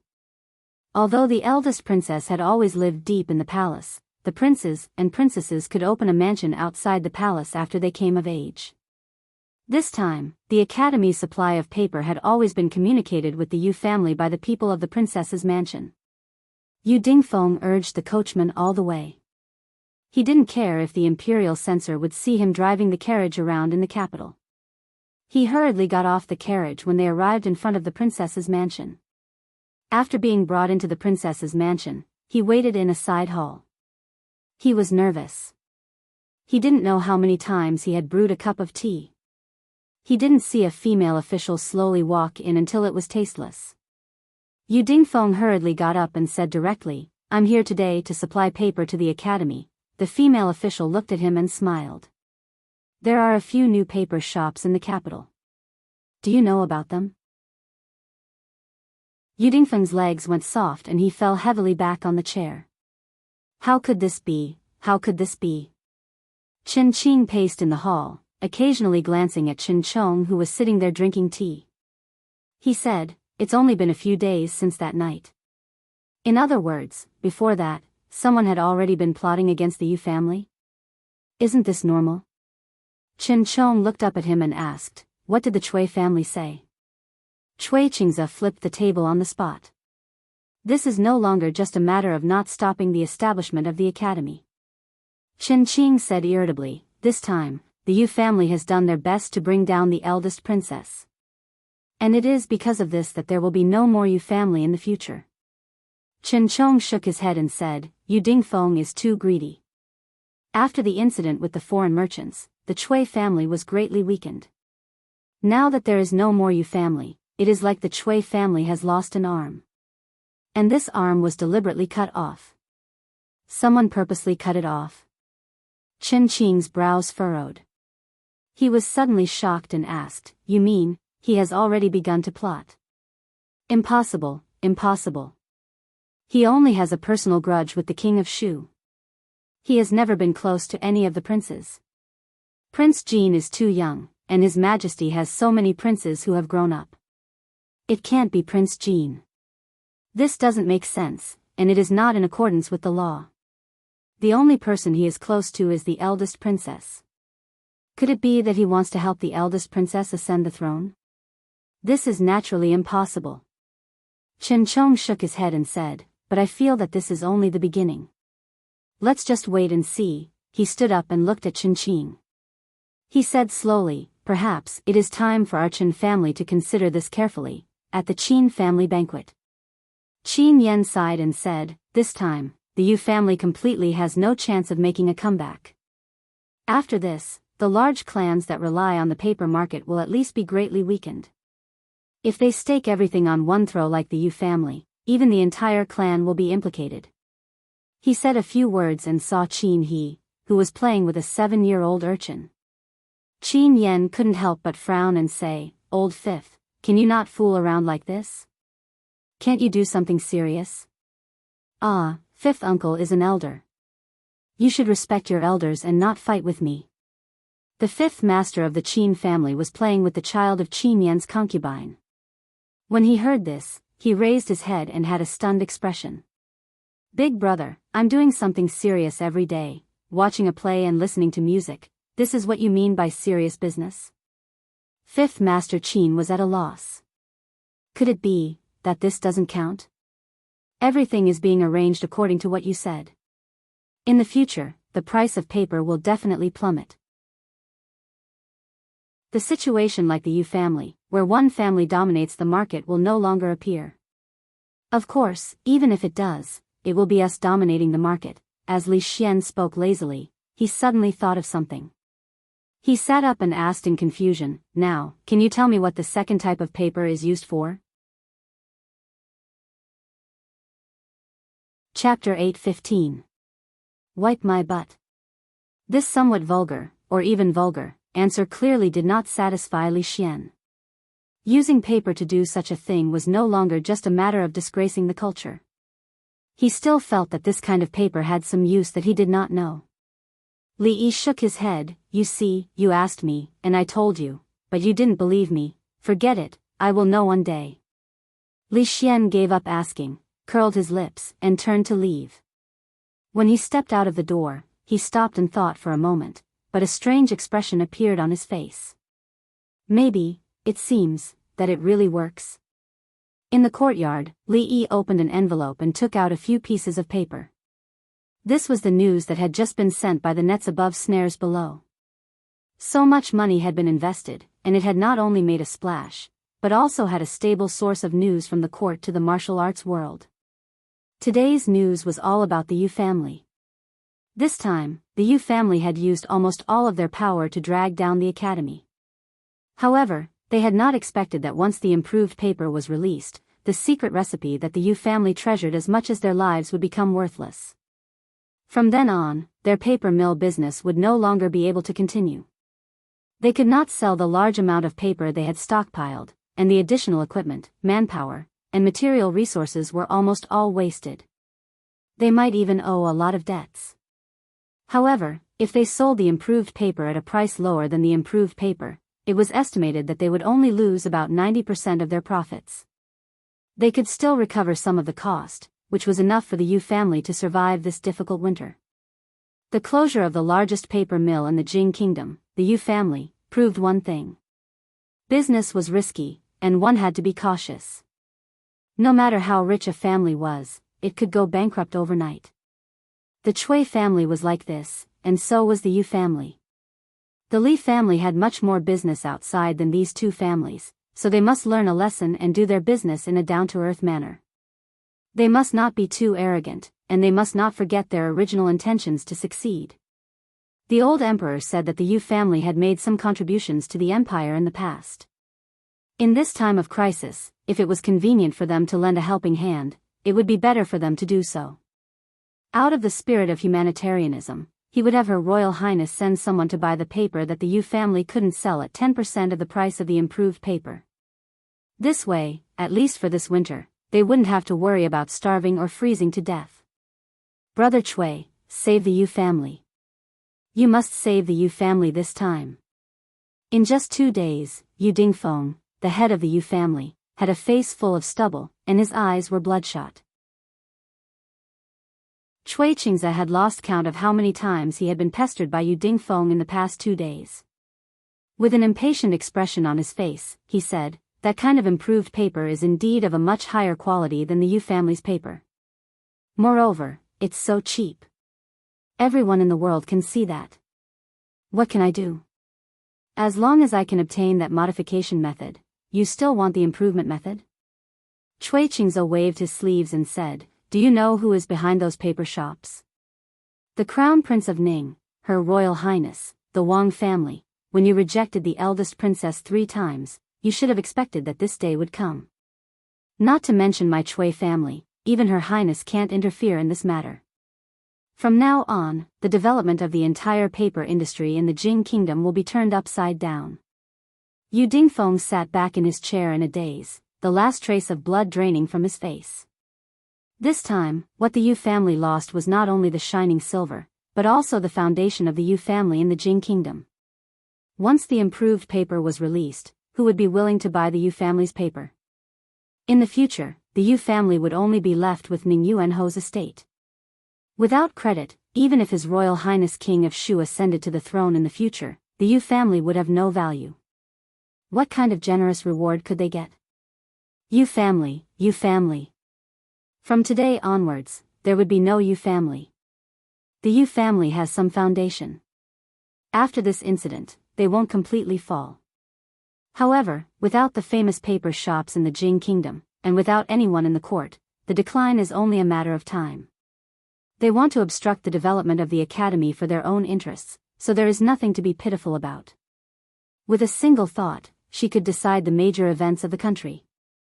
After a long time, Her Royal Highness also developed some temperament or momentum that she didn't have before. A centipede dies, but it doesn't fall down. Although the power of the King of Shu is not as strong as before, his prestige and influence are still there. But there is no hurry. If one Yu family falls, thousands of Yu families will fall too. There is still a lot of time, no hurry. The two were very clear about where the biggest obstacle in their plan was.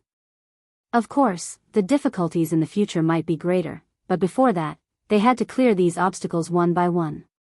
Sitting on the grassy slope behind the School of Mathematics, Mingzu crossed her knees and said, "The establishment of the academy is enough to shake the foundations of the aristocratic families. Therefore, these days, the rich and powerful families all over the country have reacted fiercely. Unlike before, they were always a mass of loose sand.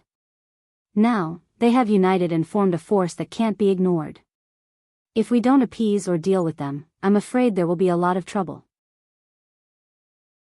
Li Yi lay on the lawn, folded his arms, and put them behind his head. He said lazily, "You have already shaken their foundations, and you still don't allow them to resist. Is there still any law in this world?" "Law?" Mingzi glanced at him and said, "I am the law. What about me?" Li Yi closed his eyes and twitched the corner of his mouth. He said, "Everyone is looking for their own interests. If I were one of those big families, I'm afraid I wouldn't quietly wait for my family's foundations to be shaken by you." Mingzu tilted her head to look at him and asked, "Which side are you on?" "Of course I." Li Yi opened his eyes and moved his body to the side to lean against her. He said, "I'm on your side." Smelling the faint fragrance coming from the side, Li Yi closed his eyes again and said, "Since we are united for the sake of profit, we can naturally become scattered again for the sake of profit. Actually, I have already told you about the solution to this matter before." Listening to his words, a strange expression gradually appeared on Her Royal Highness' face. This matter had been bothering her for a long time. Now that she heard his words, she realized that this matter could actually be solved in this way. As long as those big families are no longer united and even suspicious of each other, then they can be divided and defeated one by one. This shouldn't be difficult for you. After Li Yi finished speaking, there was no sound coming from beside him for a long time. He opened his eyes and saw that the eldest princess was looking at him with a strange expression. He had never seen this kind of expression before. He looked at her with a bit of vigilance and asked, "What are you thinking about?" They have discussed this matter for many days and still haven't come up with a solution. Her Royal Highness looked at him and said, "I'm thinking, if you stay in the palace in the future and give me advice, won't I be able to save a lot of trouble?" Li Yi shook his head and said, "External officials can't stay in the palace for a long time. You'd better not think about it." Mingzu looked at him thoughtfully and pretended to be thinking seriously. She said, "External officials can't, but internal officials can." External officials referred to the civil and military officials in the court. Internal officials naturally referred to the officials in the palace, such as the eunuchs who passed edicts and the eunuchs who lived in the palace. Wife? Li Yi suddenly climbed up from the grass and turned pale with fright. "You want to make me empress?" Chapter 8:16. Empress? Mingzu was stunned at first. She didn't understand what he meant, but then she understood. She glanced at him again and said, "I think that Chief Chang's position is more suitable for you." How shameless. How long had she been an empress? She might not have learned anything else, but she learned the cold-bloodedness and ruthlessness of an emperor faster than anyone else. She didn't even look at who was the one who had been racking her brains, working day and night. It was fine if she didn't give her the title of empress, but for her own selfish desires, she actually wanted her to be a eunuch? Putting others aside, what would old man Chang think? He had worked hard all his life, but in the end, he didn't even have the position of Chief Chang. The emperor was heartless, the emperor was heartless. The proud Lolita ran over from the front and asked, Sir, what happened to Her Majesty?" "Her Majesty is fine." Li Yi shook his head and asked, "The class hasn't ended yet. Why did you run over?" "I've already learned the things taught in class. I saw Sir and Royal Sister here, so I ran over." The proud Lolita looked at Li Yi and asked, "Sir, when is Sister going to have a baby?" "Sister?" Li Yi looked at Mingzu. Not Royal Sister." The proud Lolita shook his arm and said, "It's Sister Rui." Li Yi pinched her face and said, "You have to call her mistress." The proud Lolita pouted stubbornly and said, "It's Sister Rui." Up to you, up to you."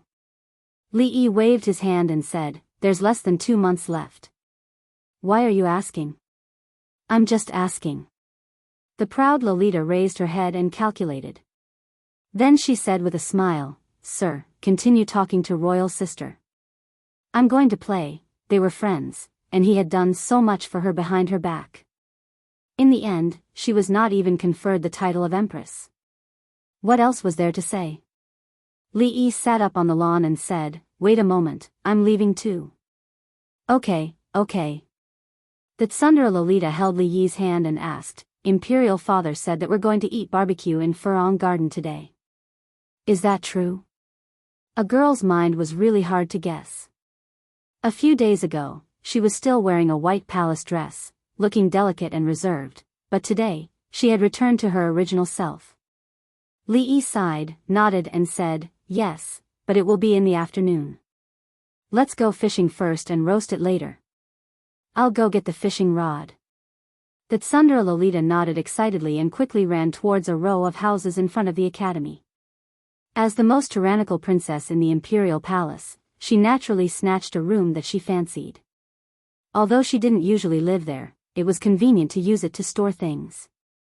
Ever since His Majesty had suspended court and let the eldest princess act as his representative, most of the officials in court found it difficult to see His Majesty, who spent his days cultivating in Furong Garden. However, although the court was temporarily suspended, it didn't mean that the emperor didn't care about state affairs at all. Some of the important officials in court had to report to Furong Garden every few days. If there was a major incident, they had to report it in person. A carriage came from afar and stopped at the gate of Furong Garden. Sing Shichen got off the carriage and walked forward a few steps. He cupped his hands to the imperial guard at the gate and said, "Assistant Minister of Revenue, Sing Shichen, specially reports to His Majesty on the flood of the two provinces and the situation of the court's disaster relief silver. Please help me report this." The imperial guard cupped his hands and said, "His Majesty is busy." Official Tseng, please come in and wait for a moment. Sing Shichen was brought into a garden by the imperial guard. He looked up and saw a person in front of him. After a slight pause, he cupped his hands and said, "Official Chen is also here today. Assistant Minister Tseng and Minister of the Imperial Affairs, please wait here for a moment. I will go report to His Majesty." The imperial guard said this and turned to leave. Sing Shichen walked over. "It's Official Chen's turn to report today?" Chen Chong glanced at him. "Why are you here? Did something big happen in the Ministry of Revenue?" "I'm just reporting to His Majesty about the disaster relief silver." The two of them chatted in the small garden. On the other side, Li Yi's grill was almost ready. He looked back and asked, "Your Majesty, is your fish ready? If not, please hurry up. It will take some time to marinate it." The old emperor didn't know why he insisted on killing the fish himself. In the end, after working for a long time, he still hadn't caught the fish that the proud Lolita had caught. He couldn't afford to waste time. If he had known earlier, he would have asked her to put the fish in the small tank at the side. Back in the day, we also personally went into battle to kill enemies. Who would have thought that today, we actually couldn't do anything to a mere fish? Emperor Jing panted slightly as he lay on the rocking chair and said, "Changde, come here." As soon as he finished speaking, Changde had already bent his fingers into claws. He only felt his hand shake, and the fish appeared in Changde's hand. Emperor Jing said with some envy, "You old man, the older you get, the more powerful you are." An imperial guard came forward and reporting to Your Majesty, Minister Chen and Assistant Minister Zheng of the Ministry of Revenue are waiting outside. Let them come in. Emperor Jing waved his hand. As if thinking of something, he added, "Changde, bring them here personally." After Changde left, he looked around. Li Yi was setting up the grill while Yongning was passing bricks and tiles. On the other side, Shaning was directing Prince Jean to skewer the meat and vegetables on bamboo sticks. For the time being, no one was paying attention to this side. He quietly got up from the rocking chair and walked to the stone table on the other side. He picked up the wine pot and carefully poured a cup. Just as he brought it to his mouth, a thunderous voice suddenly exploded in his ears. "Shut up!" Emperor Jing's heart trembled, and the wine cup in his hand almost fell. Li Yi walked over with his eyes wide open and grabbed the wine cup from his hand. Emperor Jing glanced at him and explained, "This is grape wine. Grape wine is also wine." "Zhen will just take a sip," Li Yi said resolutely. "Your Majesty, you don't know your own body. Even if it is just a cup of wine, it may cause the disease. A small sip, really just a small sip. I have not drunk wine for more than a year. Not even a sip." Li Yi waved to the back and said, "Shaning, come over and take the wine pot away." The proud Lolita knew that her father could not drink, so no matter how Emperor Jing looked at her, she held the wine pot tightly and did not let go. There was no hope of breaking through from his daughter. Emperor Jing looked at Li Yi and said angrily, "Marquis of Chang and County, Li Yi, Jin orders you to hand over that bottle of grape wine." Li Yi looked at him and said lightly, "If your Majesty insists on doing this, then don't blame me for disrespecting the imperial decree." The two looked at each other and neither retreated. A little further away, Sing Shichen and Chen Chong stood there in a daze, not daring to breathe. Forget it, forget it. If you don't want to drink, then don't drink. Zhen has drunk all kinds of wine. Isn't it just a cup of grape wine? Zhen doesn't care. After a while, Emperor Jing reluctantly looked at the grape wine in Shanning's arms and lay back on the rocking chair. He pointed to Qin Chong and Xing Shichen standing there and said, "You two, come over and talk." Xing Shichen glanced at the busy Li Yi out of the corner of his eye and walked over. He bowed and said, "Your Majesty, this is the information that the Ministry of Revenue has compiled about the use of the disaster relief silver. Please have a look." When Xing Shichen spoke, Qin Chong, who was standing quietly to the side, tilted his head slightly and looked in that direction. The scene just now still remained in his mind. At this moment, a certain thought in his heart wavered again. Chapter 8:17. Lord Chen, Lord Seng, aren't you going to have a skewer? Li Yi held 2 skewers of chicken wings in his hand and waved his hand when Qin Chong and Xing Shichen walked past him. How could I trouble County Marquis Li to cook personally? Please excuse me, even though they had swallowed a lot of saliva because of the smell of meat when they were reporting to His Majesty, Xing Shichen and Qin Chong still cupped their fists in fear and left quickly. What a joke!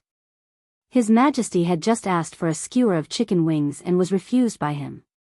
What would His Majesty think if the 2 of them dared to reach out now? Hypocrites! Li Yi glanced at the 2 who were running away. What did they mean by, "I wouldn't dare to trouble you"? They made it sound as if they had never troubled you before. One said in front of him, another said in front of the old emperor. "I won't give it to them. Come, one for each of you." Completely ignoring the old emperor's gaze in the distance, Li Yi gave 2 skewers of chicken wings to Yong Ning and the proud Lolita. "Thank you, sir," the tsundere Lolita said reservedly and kissed him lightly on the cheek. Li Yi had already put the other 2 skewers on the fire. Seeing this, he turned his head to the side and said, Hey, I just ate something and my mouth is full of oil, let me wipe it for you." The proud Lolita took out a small handkerchief and ran over to wipe it. Then she quickly ran back, humph. Emperor Jing, who was lying on the rocking chair, made a strong nasal sound. Then he turned his head, peeled a grape and threw it into his mouth. He murmured, "Strange, really strange. Why is it strange, Your Majesty?" Chang De lowered his head and asked. Emperor Jing was surprised and said, "Qin Chong is capable, but he usually stands firmly on the side of the king of Shu and the Chui family. When it comes to matters that are disadvantageous to them, he always avoids the important and focuses on the trivial. What is going on today? The aristocratic families are causing trouble everywhere, and I am afraid that the Chui family is adding fuel to the fire.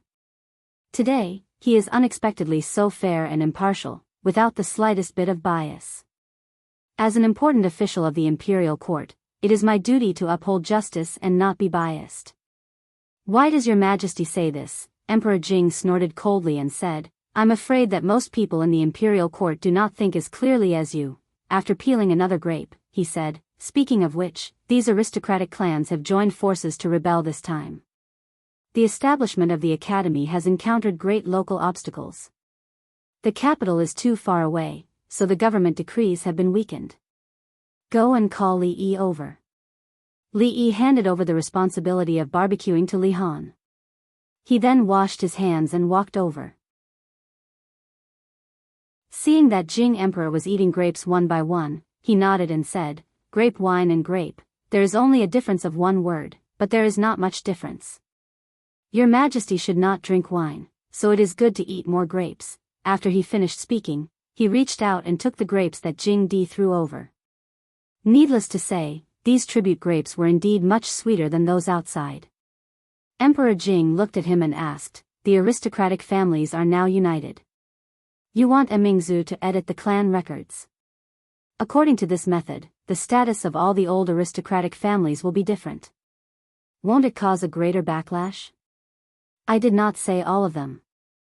Li Yi ate another grape and said, "For example, the Zhang family of Pingyang, the Wei family of Yunzhou, the Go family of Tongzhou." He named a few names. "These are all good and innocent families. Of course, they should be treated differently. The Zhang family of Pingyang, the Wei family of Yunzhou, the Go family of Tongzhou." Jing Di frowned and asked, "Where are these people?" Before he finished speaking, he closed his mouth again. His face showed a thoughtful expression. After a moment, he nodded and said, "Yes, these are all good and innocent families. The imperial court must give them special preferential treatment. Even if no one in their family is an official in the imperial court, their position in the clan records must be slightly raised. Go and continue with your work. Leave 2 strings of wings for me." Jing Di waved his hand and turned back to order. "Come, squeeze these grapes into juice for me." Outside Hibiscus Garden, Qin Chong and Xing Shichen did not separate but got on the same carriage. Qin Chong frowned and said, "Your Majesty just said that you want to recompile the clan records. I don't know what kind of storm it will cause." Xing Shichen shook his head. "This is no small matter. Once the clan records is recompiled, in the future, the selection of officials in the imperial court, the marriages between the aristocratic families, and the prestige of the aristocratic families among the people will all change. It can be said that it will fundamentally affect the status of the aristocratic families. It will not be easy for your Majesty to suppress the old aristocratic families. Recently, the Chui family has been instigating in the background. Those people finally can't sit still anymore." Qin Chong looked outside and said, "Your Majesty's determination to build an academy and support the commoner families is so strong. It is reasonable to suppress them.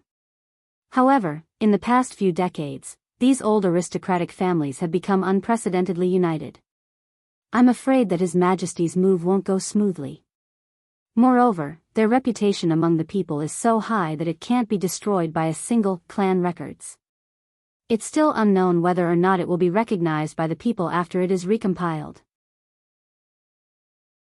Xing Shichen shook his head and said, "In terms of prestige, can they compare to the eldest princess?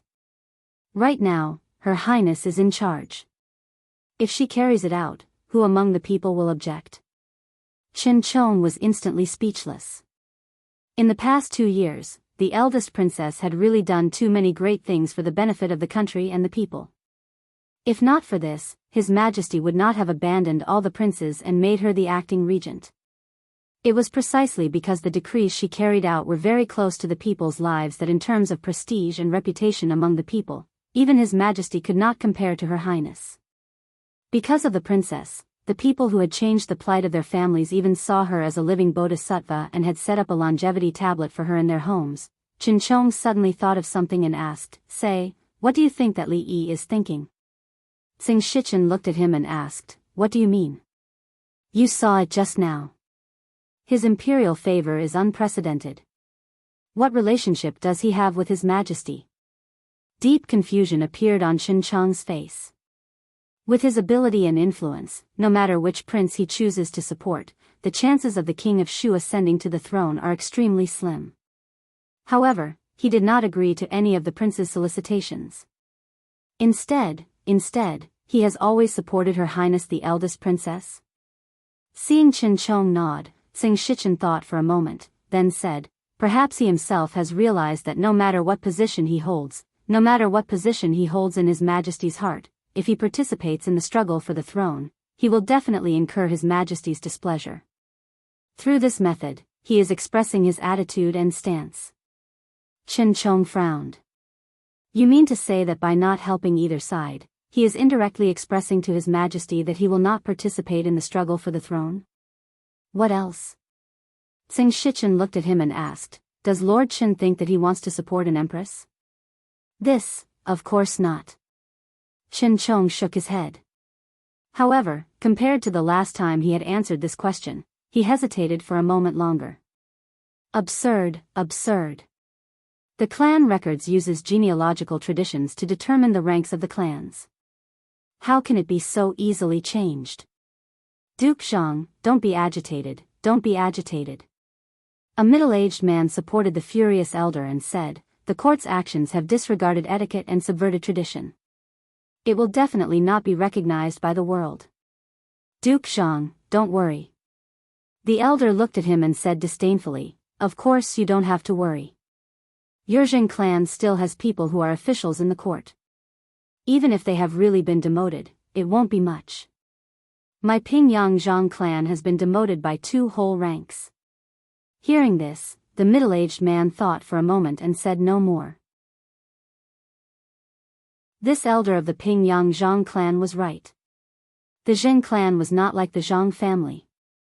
The Zheng clan still had people who were officials in the court. Even if the clan records were rearranged, the position of the Zheng clan would not change too much. As for the Zhang family that had no one in the court, who cared? Preposterous, preposterous. If this is the case, how can there be any etiquette? Another person angrily slammed the table. The person beside him also had a gloomy expression. The division of clans has existed since ancient times. How can it be changed so easily? Like the Pingyang Zhang clan, the Wei clan of Yunzhou and the Go clan of Tongzhou were also the two clans that had suffered the most in the editing of the clan records. After Wei Fong and Go Su finished speaking, the hall became even more rowdy. However, it was impossible to know what everyone was thinking in their hearts. Although there were many clans like the Zhang clan, the Wei clan, and the Go clan that had suffered in this incident, there were also some clans that, due to various reasons, not only did their status not suffer, they even improved. In the future, their prestige and fame would probably be even greater. This was a good thing. After expressing deep sympathy for the Zhang clan, the Wei clan, and the other clans, when they returned to their clans, they still had to celebrate. Chapter 8:18. The matter of revising the clan records had been announced for a long time. Naturally, it wasn't something that could be done in a short period of time if they wanted to rearrange all the noble clans of the Jing kingdom. However, the revision this time was not to completely overturn the original rankings. Instead, it was to make some changes to the original foundation. The grand scholars from the Ministry of Rites and the Hongwen Library were overseeing the revision. Within half a month, they had almost completed it. A person hurried in from outside and placed a booklet on the table. He said, "This is the first draft that I brought from the Ministry of Rites. Everyone, take a look at it as soon as possible. You must return it by today. I want to see how they will rank the clan records." The old man surnamed Zhang snorted coldly and picked up the booklet. If the Pingyang Zhang clan were to follow the rankings announced to the public, they would be demoted by 2 ranks. This would be a great humiliation to the entire clan. In the future, how would the name of the Pingyang Zhang clan be trusted by others? However, when he picked up the booklet and flipped through it, his beard trembled, and he put it down again. "I still have some matters to attend to today. I'll take my leave first." Seeing the old man surnamed Zhang put down the booklet and immediately turned to leave, the crowd was not surprised at all. The Pingyang Zhang clan had suffered a heavy loss this time. After seeing the results, they were already extremely angry and did not want to stay here any longer. "Let me see." Wei Fong and Go Su, who were the closest to the booklet, went over and flipped through 2 pages with sullen expressions. After seeing their clan's name, they looked at each other and were stunned. The representative of the Yunzhou Wei clan closed the booklet, pursed his lips, and coughed lightly. "I suddenly remembered that I have some matters to attend to at home. I'll take my leave first." The man named Go Su, who represented the Tongzhou Go clan, chased after him. "Brother Wei, don't worry. I'll go with you." Someone flipped through the booklet doubtfully and murmured, "What's wrong with these 3 people? Even if they're really ranked at the bottom, aren't there so many people who have suffered the same fate as them?" Not long after the words left his mouth, he stopped abruptly. The Pingyang Zhang clan, the Yunzhou Wei clan, the Tongzhou Go clan, the rankings of these 3 clans were not as low as they had expected. Instead, they were higher than the clans of most of the people present. Not only that, but the rankings of several other clans had also exceeded their expectations. What's going on? The Zhang clan, the Wei clan, and the Go clan, could it be that they've already sided with? That's impossible. Didn't you see what they looked like just now? Then how do you explain this? No one could explain it, and no one could understand why these families, who were clearly in the same situation as them, were given preferential treatment in this matter. Why did they do so? Although this ranking did not determine the rise and fall of the aristocratic families, the impact on them could not be ignored. If the new clan records was accepted by the world, would their families still be able to maintain the same respected status as before? While many people were guessing in their hearts, they also looked at some of the people around them with a bit of scrutiny. On the surface, he seemed to be on the same boat as them, but who knew what he had done behind their backs? Otherwise, why would there be such an unfair outcome?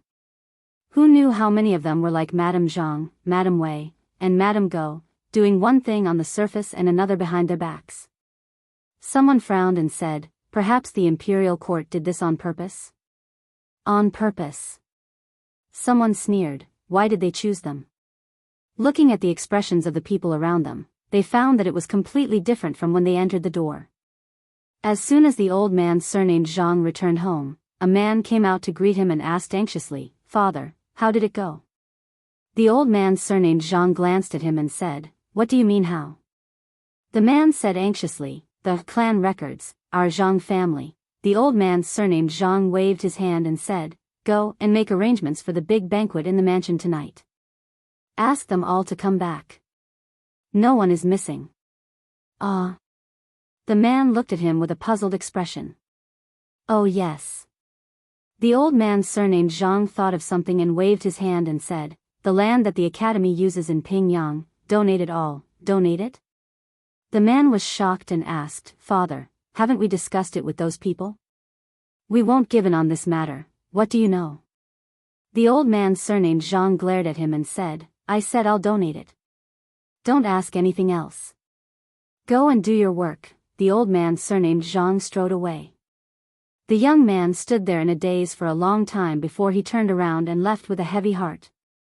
At the same time, in another mansion in the capital, Wei Fang, who had just returned, ordered the housekeeper, quick, send a letter to Yunzhou immediately.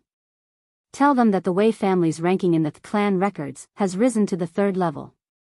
Tell them not to make things difficult for the people who are building the academy in the capital and to help them more. Those who disobey will be punished according to the family rules.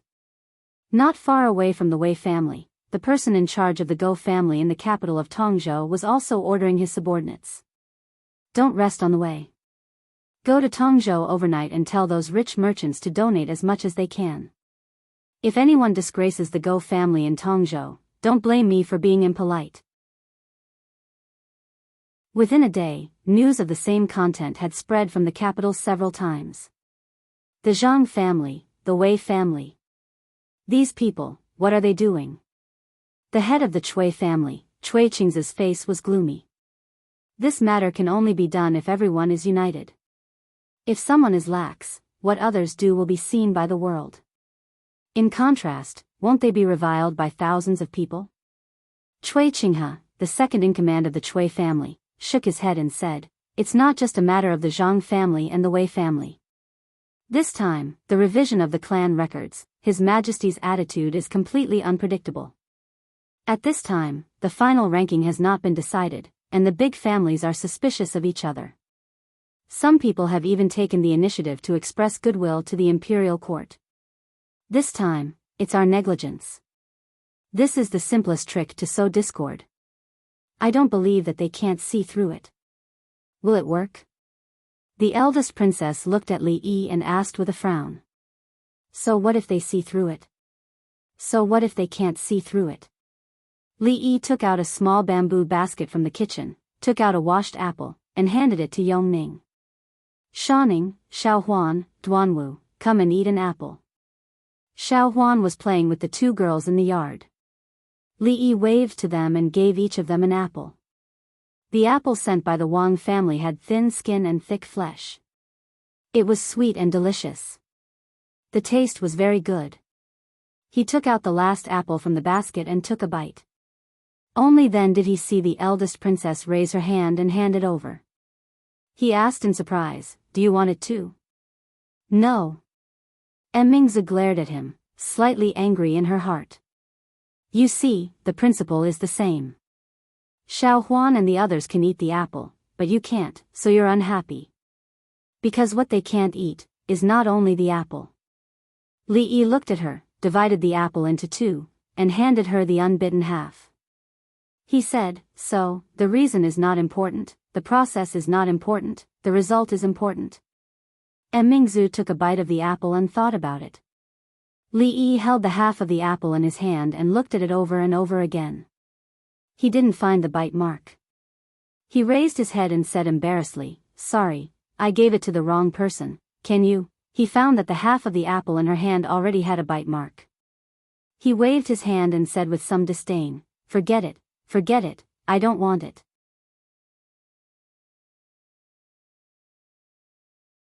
Chapter 8:19. Let me tell you, when it comes to apples, the Wang families are the best. Li Yi nibbled on the apple with 2 bites missing, handed over a letter, and said, the Zhang family of Pingyang, the Go family of Tongzhou, the Wei family of Yunzhou. These families have already sent back fast horses. This time, the imperial court has given them enough preferential treatment. I think they should know what to do. As for the others, there's nothing to worry about. The Zhang clan and the Wei clan have a very delicate position among the major clans. Without them, they won't be able to hold their own. If they continue to persist in going about things the wrong way, they won't be able to withstand the public opinion of the people with those clans in the lead. Li Mingzhu looked at him. After thinking for a moment, she said seriously, "You really don't want to think about entering the palace? Power, wealth, glory, splendor. I can give you whatever you want. I won't consider it." Li Yi shook his head firmly. Power, wealth, glory. He had none of them now. This invitation was not sincere at all, and there was no need to consider it at all. The princess took a bite of the apple and said, "I don't know what they will do next. No matter what they will do, just take it." Li Yi threw away half of the apple core, clapped his hands, and said, "It's good that they will do something. If they are all quiet, I don't know where to start." Whether it was the Yu family's difficulties, the chaos of the aristocratic families, or all the previous events, in most cases, it started with the other party seeking death. If he really wanted to take the initiative to design and target, it would be a waste of time and energy. It would not be as simple and convenient as it was now. However, after suffering so many losses in a row, the king of Shu was still holed up in Shuzhou, and they had also suffered a lot in the capital city or other places. Thinking about it, they should be stable for a while. Rui was about to give birth, and Li Yi did not want to trouble himself in other places.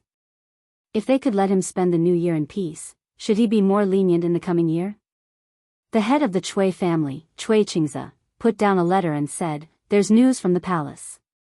Her ladyship said that in the next few months, it's better to stay quiet and not move. We only need to pay more attention to the eldest princess. Everyone has seen the eldest princess's performance in court recently. She is even more cautious than His Majesty when it comes to handling political affairs." Someone frowned and said, "Besides, none of the people she transferred from the various departments are simple people. Isn't waiting for the princess to make a mistake the most inferior method?" How could Cui Qingze not know that this was the most inferior method? However, the more they moved, the greater the loss. In less than a month, the Yu family was gone. The aristocratic families that had united with great difficulty also became distracted and had different thoughts because of a broken book. The eldest princess, or County Marquis Li, dealt with every move accurately and ruthlessly. How could they dare to make another move? Without absolute confidence, he didn't dare to make any rash moves. After careful calculation, he didn't dare to calculate how much power the king of Shu's faction had lost in the past 2 years. There was no fight for the throne, and there were no factions attacking each other. How could the situation become like this? After careful consideration in the past few days, he didn't have full confidence in something for the first time. In short, we need to be more stable these days. We also need to restrain the children in the family. Don't let anyone get hold of us. Cui Qingze stood up and waved his hand in annoyance. Let's call it a day. As the head of the Cui family spoke, everyone in the hall stood up and took their leave. When walking out of the Cui mansion, Xing Shichen paused and said, "Brother Qin, are you going to Willow Lane today?" "Same way." Qin Chong stepped out of the gate of the Cui mansion and nodded slightly. Watching the two figures go away, someone finally couldn't help asking in confusion, when did the Xing family and the Qin family become so close? I've never heard of any other contact between the two families. It's really strange, everyone was puzzled, but they didn't pay too much attention to it. After all, the two families belonged to the King of Shu's faction. Even if there really was some unusual contact, it wasn't something inexplicable. It was still the tea house in Willow Lane. Sing Shichen took out a piece of paper from his sleeve and handed it to Chin Chong. I've organized this. It's a summary of all the major and minor events that have happened in the court in the past 2 years, as well as the gains and losses of the King of Shu's faction. Brother Chen, why don't you take a look? Chin Chong glanced at him before looking at the paper in his hand. The Chui family's decades of planning in the court has been mostly destroyed in the past 2 years. The King of Shu's current advantage is that he is the eldest son of imperial concubine Chui. He only has this identity as the eldest son of the emperor. Sing Shichen's gaze wavered. Unfortunately, everyone, including the Chui family and imperial concubine Chui, has been blinded by this identity. They seem to have forgotten that the one who ultimately decides this matter is His Majesty. His Majesty's attitude towards the King of Shu is really not the same as how he treats the eldest son of the emperor. Although His Highness's actions were too muddle-headed, he has already been sent to Shuzhou for a year. His Majesty's body is unwell, and he would rather choose the eldest princess than summon His Highness back. I really can't understand. Gains and losses. Chen Chong put down the paper, the corners of his mouth twitching. I'm afraid there are only losses and no gains. Li Yi escorted 3rd Miss Chen out of the courtyard and said, there's still about a month left. The imperial physician will take her pulse every few days. Yesterday, I invited Master Tan Yin over to take a look. Everything is fine. You don't have to worry. These days, he rarely came here, but every time he did, he would run into her. That's good. 3rd Miss Chen nodded with a smile. Seeing the figure at the entrance of the alley, she said, it's getting late. I'm going back. Seeing Chen Chong leave with her, Li Yi turned his gaze to Sing Shichen, who was standing to the side. The last time I saw Minister Qin, he said that the Ministry of Revenue was very busy, and Her Highness had sent another person away, so he was a bit busy.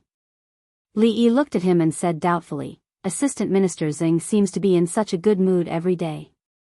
It doesn't look like he's very busy. Sing Shichen smiled and didn't mind. He said, this time, I'm specially waiting for County Marquis Li waiting for me? Li Yi looked at him in surprise. Sing Shichen looked at him and stretched out his hand to the side. He said, I wonder if County Marquis Li can come to the tea house for a chat. The Xing family was firmly on the side of the King of Shu. Although they weren't mortal enemies, they were definitely not friends. If he had to link it to something, it would be because he ate her dumplings without paying. The dumplings made by the Marquis of Chang and couldn't be compared with a cup of tea, right? Although the price of this cup of tea wasn't low, this tea house was opened by his family. Although it was expensive, it was only for style. As for the cost, it was not worth mentioning to others.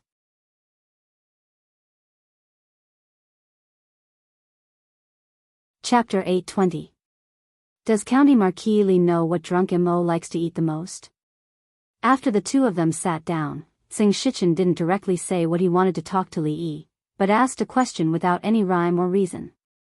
Fish. Li Yi picked up the teacup and said without hesitation. Sing Shichen didn't show a surprised expression on his face, and asked again, then does County Marquis Li know what she doesn't like to eat the most? Li Yi took a sip of tea, glanced at him, and said, it's also fish. Before Sing Shichen asked, he explained, she likes to eat fish, but when she was a child, she was stuck by a fishbone. Every time she eats it, she will carefully pick out the fishbone. She thinks it's very troublesome, so she likes to eat fish very much, but she doesn't eat it often. A strange expression flashed across Sing Shichen's face. He pursed his lips and asked again, then do you know what color of clothes drunk Mo likes to wear the most? Li Yi glanced at him and said, you must think that I won't say white, because she doesn't usually wear white clothes, but in fact, she likes white. She just thinks it's easy to get dirty when wearing white clothes to paint, so she's too lazy to wear it. Sing Shichen coughed to cover up his embarrassment, because he did think so in his heart. These habits of hers were cultivated since childhood. If it wasn't someone very close to her, it would be impossible to know. Li Yi took a sip of tea and added, in fact, not only white, she also likes pink, purple. Xing Shichen looked at him and asked, why don't I know? Of course you don't know. Li Yi glanced at him disdainfully. If this assistant minister Zheng even knew this, did he think he could still sit here and talk to him now? Seeing that Xing Shichen seemed to be about to speak again, Li Yi waved his hand and said, she likes to eat fish, and her favorite color is white. She likes to eat dumplings with lotus vegetable filling. She likes to paint, especially landscapes and three-dimensional paintings. She likes to eat osmanthus cake. She is best at playing the zither. She likes me the most, and she is most afraid of thunder and the dark. Her birthday is June 7th, and 90, 63, 91, 34 C. At this point, Li Yi didn't plan to continue. Although he could still say a lot, it wasn't convenient to tell an outsider about the small mole above her left chest. As Xing Shichen listened to him speak one by one, the teacup in his hand hung in the air. After a moment, he sighed and added, there are some things that Nan Nan didn't tell you. She also likes to eat Su Ji's candied plums. It's on Dong Street, but now it's been renamed to Fu Ji. Also, Nan Nan? Li Yi was startled and asked, who is Nan Nan? Xing Shichen glanced at him and said, little darling is Drunken Mo's nickname. Don't you know? Nan Nan. Continue. She only said a few things about her past. Hearing this, Li Yi immediately became spirited. It seemed that this assistant minister Zheng wasn't completely useless after all. Just as Xing Shichen opened his mouth, he thought of another thing and said in surprise, 90, 63, 91, 34. What is this? This is her favorite number. Li Yi waved his hand and said, this is not important. Continue, what other interesting things about her when she was a child? Seeing the extremely interested expression on his face, Xing Shichen calmed down and took a sip of tea before looking at him and slowly said, County Marquis Li is a young hero and has a great influence in the court. He is also highly regarded by His Majesty and was given the title of Minister of Honor. Now that His Majesty is ill, the Eastern Palace can't be without a ruler for a long time. I wonder which of the princes in the court is most suitable to enter the Eastern Palace. Whether the Eastern Palace belongs to the Eastern Palace or not, what does it have to do with us? Li Yi shook his head and said, Lord Zheng, tell me about Drunken Mo, about Nan Nan. Xing Shichen shook his head and said, County Marquis Li, you are wrong. As an official, we should share the emperor's worries. This matter concerns the future of the country. How can you say it has nothing to do with us? This matter should be decided by His Majesty alone. As an official, you should know your place and don't say too much. His Majesty has always been wise and listens to my opinion. This matter, the King of Shu definitely has no chance. Don't waste your time. Let's talk about serious matters. What other interesting things did Nan Nan do when she was a child? Xing Shichen's hand holding the teacup trembled and he didn't wipe the tea that fell on his hand. He looked up at Li Yi and asked, what do you mean by this, County Marquis Li? What do you mean by wasting your time? Li Yi knocked on the table and looked at him with a frown, saying, Lord Zheng, I came here with you to talk about serious matters. If you continue to use these messy things to change the topic, I will leave. Saying this, he picked up the cup of tea in his hand. Messy things. Xing Shichen murmured. The appointment of the Eastern Palace was related to the rise and fall of the country. If he had said this in the court, he would have been drowned by the spittle of all the officials in the court. However, at this time, he couldn't care about this. Who could imagine that the Chui family, the prominent Chui family 2 years ago, the king of Shu who was like the sun at noon in the court, would end up like this in just 2 years? Since the king of Shu had no chance, don't waste your time. Sure enough, the things that happened in the past 2 years were not unintentional. Was this his attitude? In this case, he should have a lot of backup plans. Xing Shichen looked solemn. Although he knew he shouldn't ask this question, he couldn't help but ask, may I ask? County Marquis Li, who do you think is more suitable to sit in the Eastern Palace? Clang. Li Yi put the teacup heavily on the table, looked at Xing Shichen and said lightly, Lord Xing, you are off the topic. Xing Shichen stared at him for a long time, nodded and said, Nan Nan. Nan Nan didn't tell you these things? Li Yi glanced at him and said, how could she tell me? Since Nan Nan didn't tell you. Xing Shichen smiled and said, then I can't tell you, Pa. Li Yi slapped the table and said angrily, surnamed Zheng, you fool me.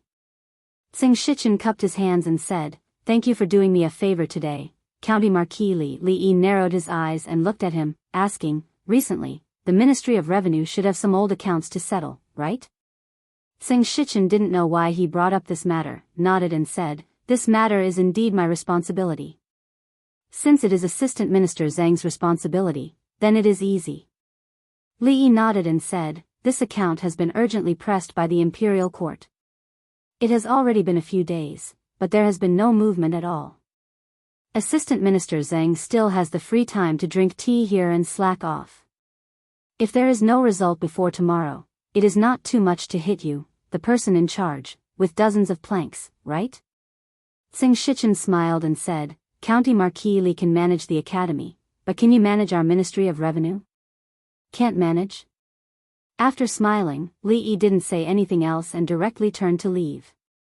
Seeing the smile on Li Yi's face, Xing Shichen finally realized something. His heart shook and he immediately said, wait, County Marquis Li, wait. He hurried downstairs and didn't see Li Yi, but was stopped by the tea house waiter. Customer, you haven't paid the bill. Xing Shichen hurriedly took out his money bag and asked, how much? The waiter chuckled and said, 100 taels of silver. Xing Shichen had already taken out a few pieces of silver. Hearing this, he raised his head and looked at the waiter in disbelief, asking, what? This official only wanted a pot of tea, and it cost 100 taels of silver. Although the Zheng clan was considered a wealthy clan, they weren't so extravagant as to charge 100 taels of silver for a cup of tea. Under normal circumstances, this was the entire clan's monthly expenses. No. That pot of tea only costs 1 tael of silver. The waiter shook his head and said, but young Master Li said that an inch of time is an inch of gold. You've wasted a lot of his time. Seeing that we're acquaintances, the friendship price is 99 taels.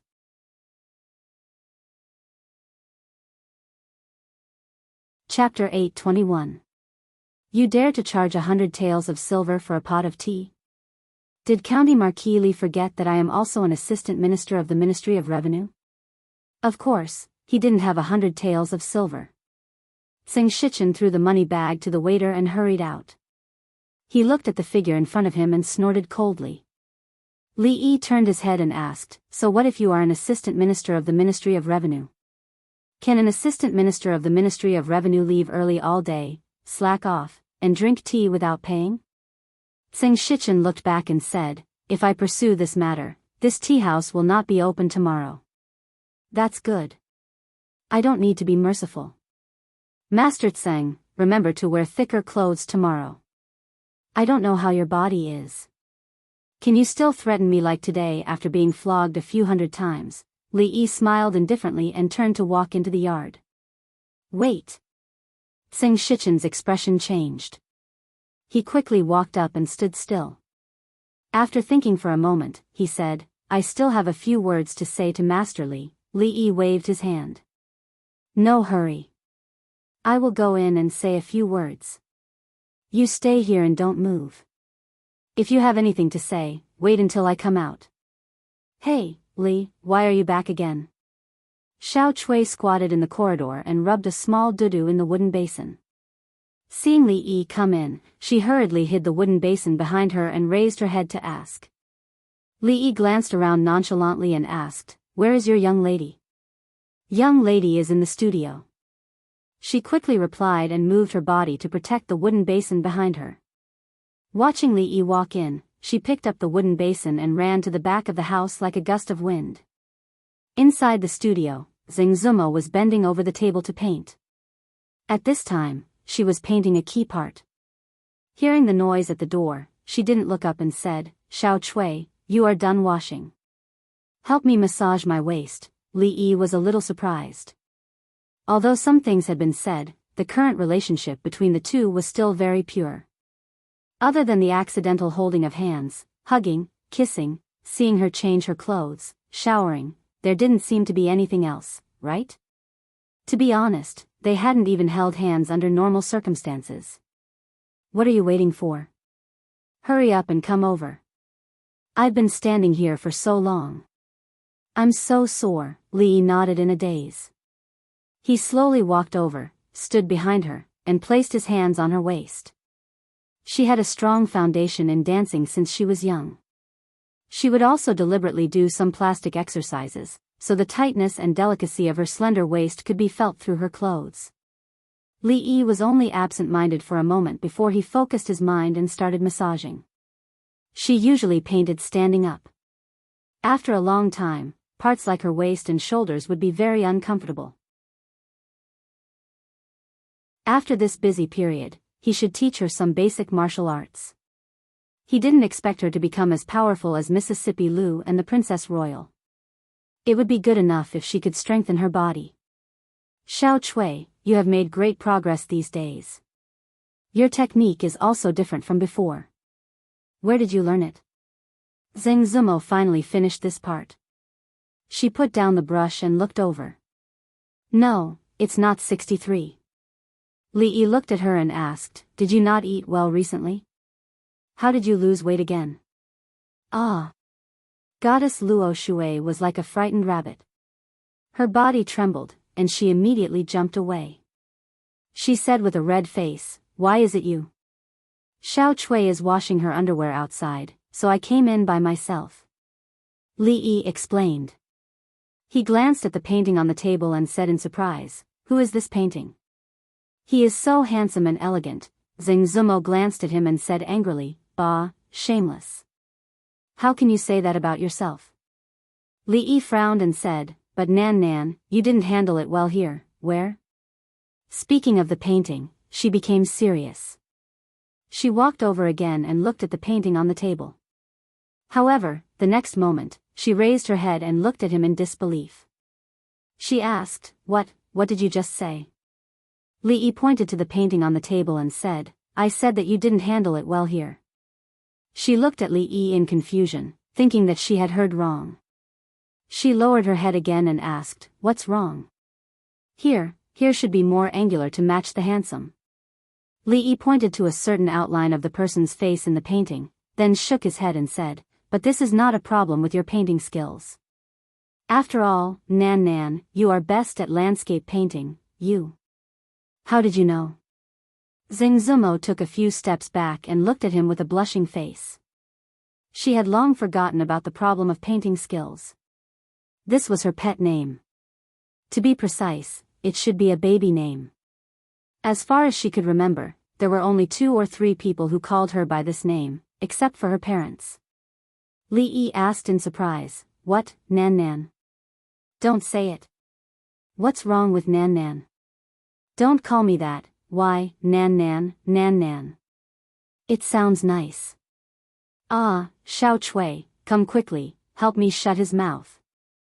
Seeing Li Yi coming out of the yard, Tsing Shichen, who was standing in place, asked in surprise, "County Marquis Li, what happened to your face?"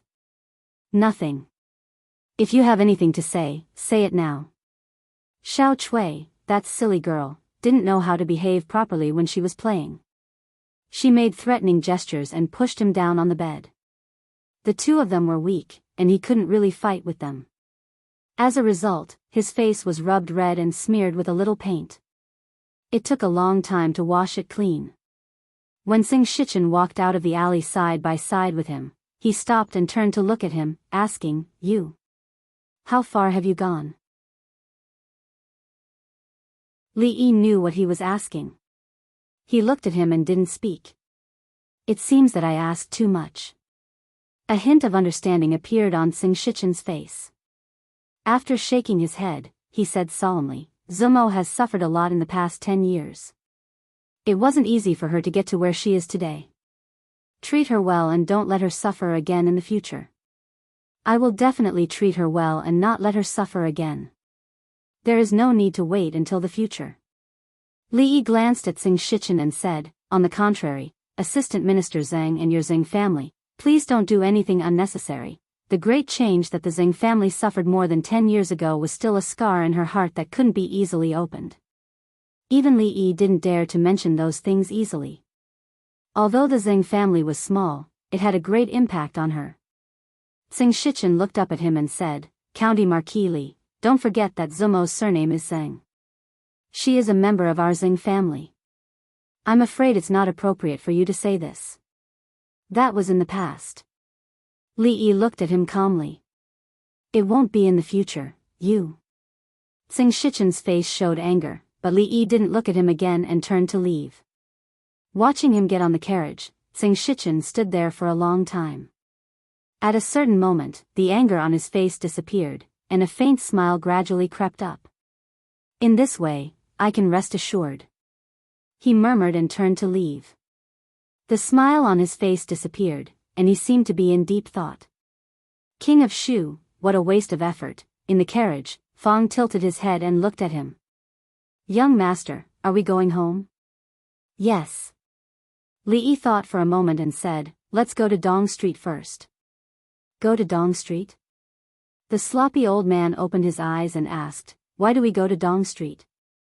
From here, we almost have to go around half of the capital. I told you to go, so go.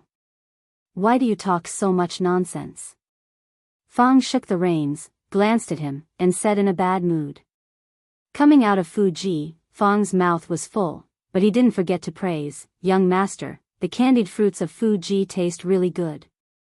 The sloppy old man threw a piece of dried fruit into his mouth and nodded. Fuji's candied fruits and pastries are famous in the capital.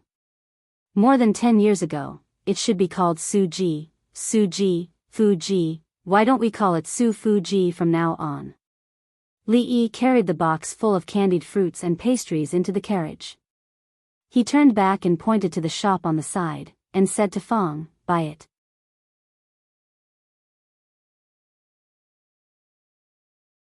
Chapter 822. Xiao Huan held a big box of candied plums and asked, young master, do you want to give some of these candied plums to Miss? Li Yi thought for a moment and shook his head, forget it. Miss likes to eat sour food now and doesn't like sweet food. Let's talk about it later. The little maid nodded, blinked her eyes and asked, what about second Miss?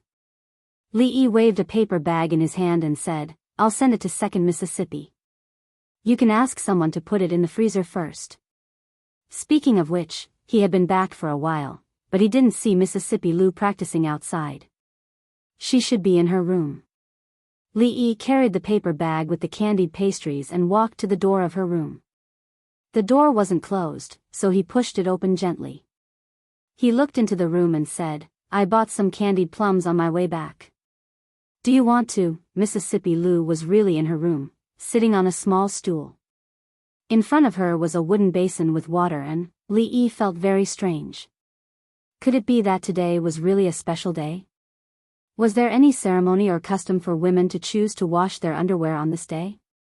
Mississippi Lu looked up at him, and Li Yi looked down at her and the wooden basin.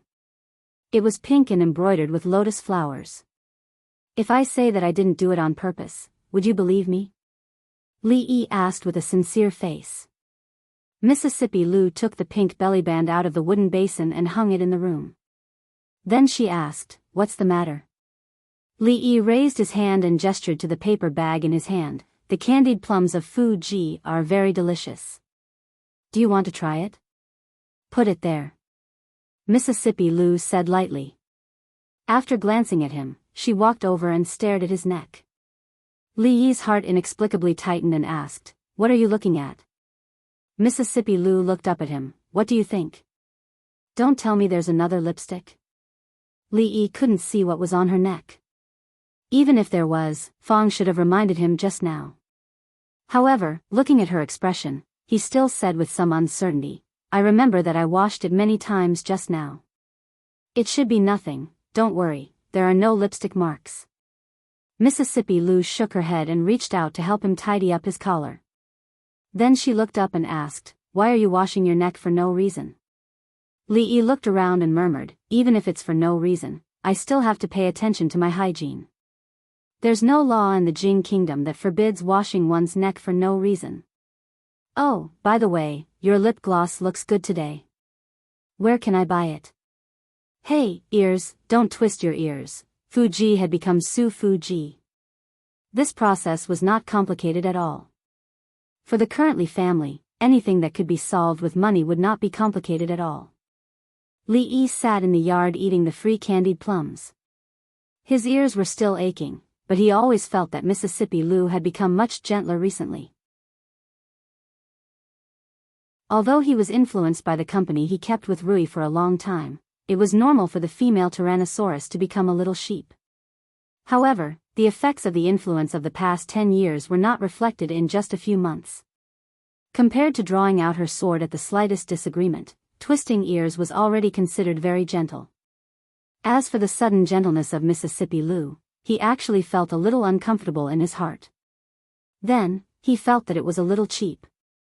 Could it be that he had subconscious tendencies of being a masochist? Then, he felt that he was thinking too much. After all, he didn't always provoke her for no reason.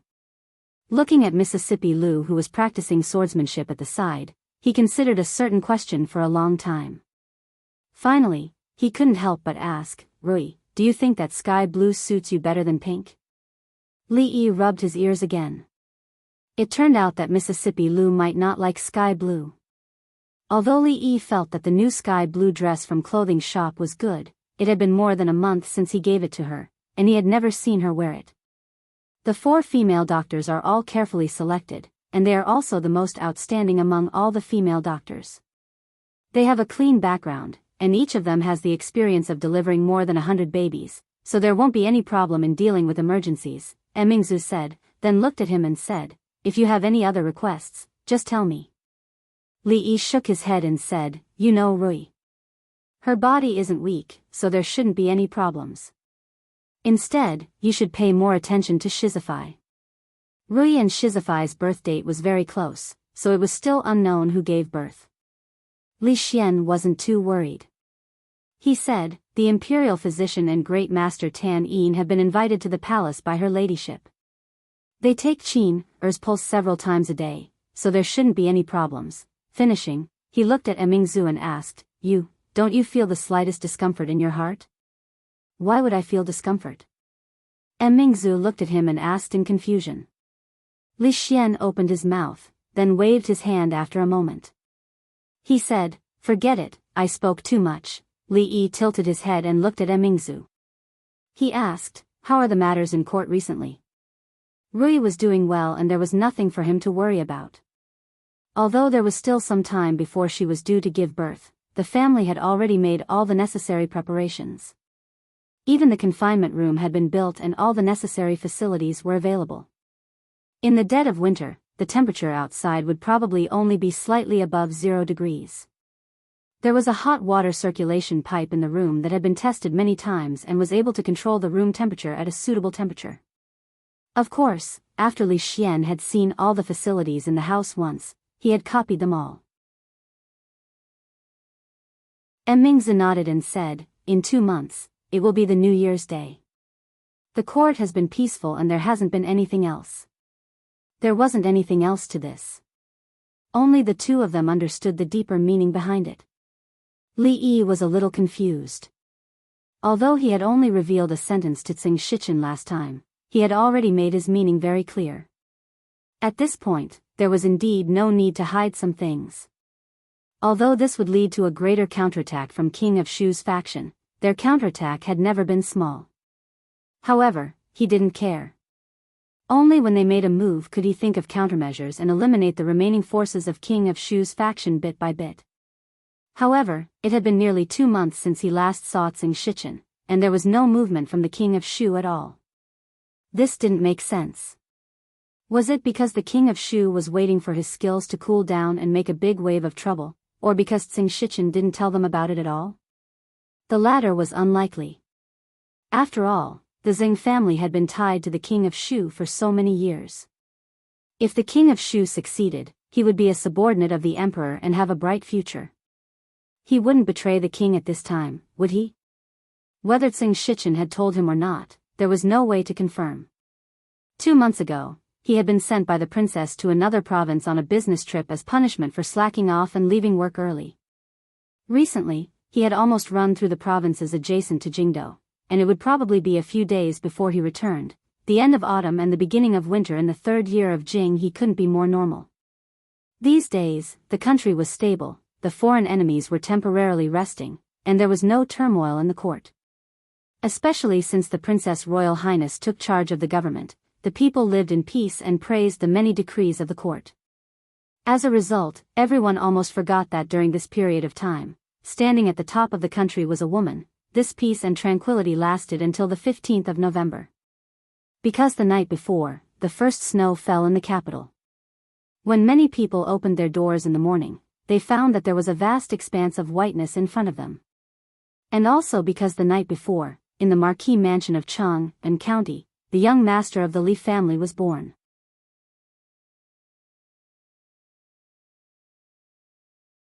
Chapter 8:23. After a night of heavy snow, although it cleared up at dawn, the temperature still plummeted. Who knew how many people were caught off guard by this first snow, and because they didn't have any clothes to wear, they were so cold that they cried for their parents. In the Li family, in the greenhouse, because the copper pipes close to the wall circulated hot water, after closing the door, they didn't feel cold at all.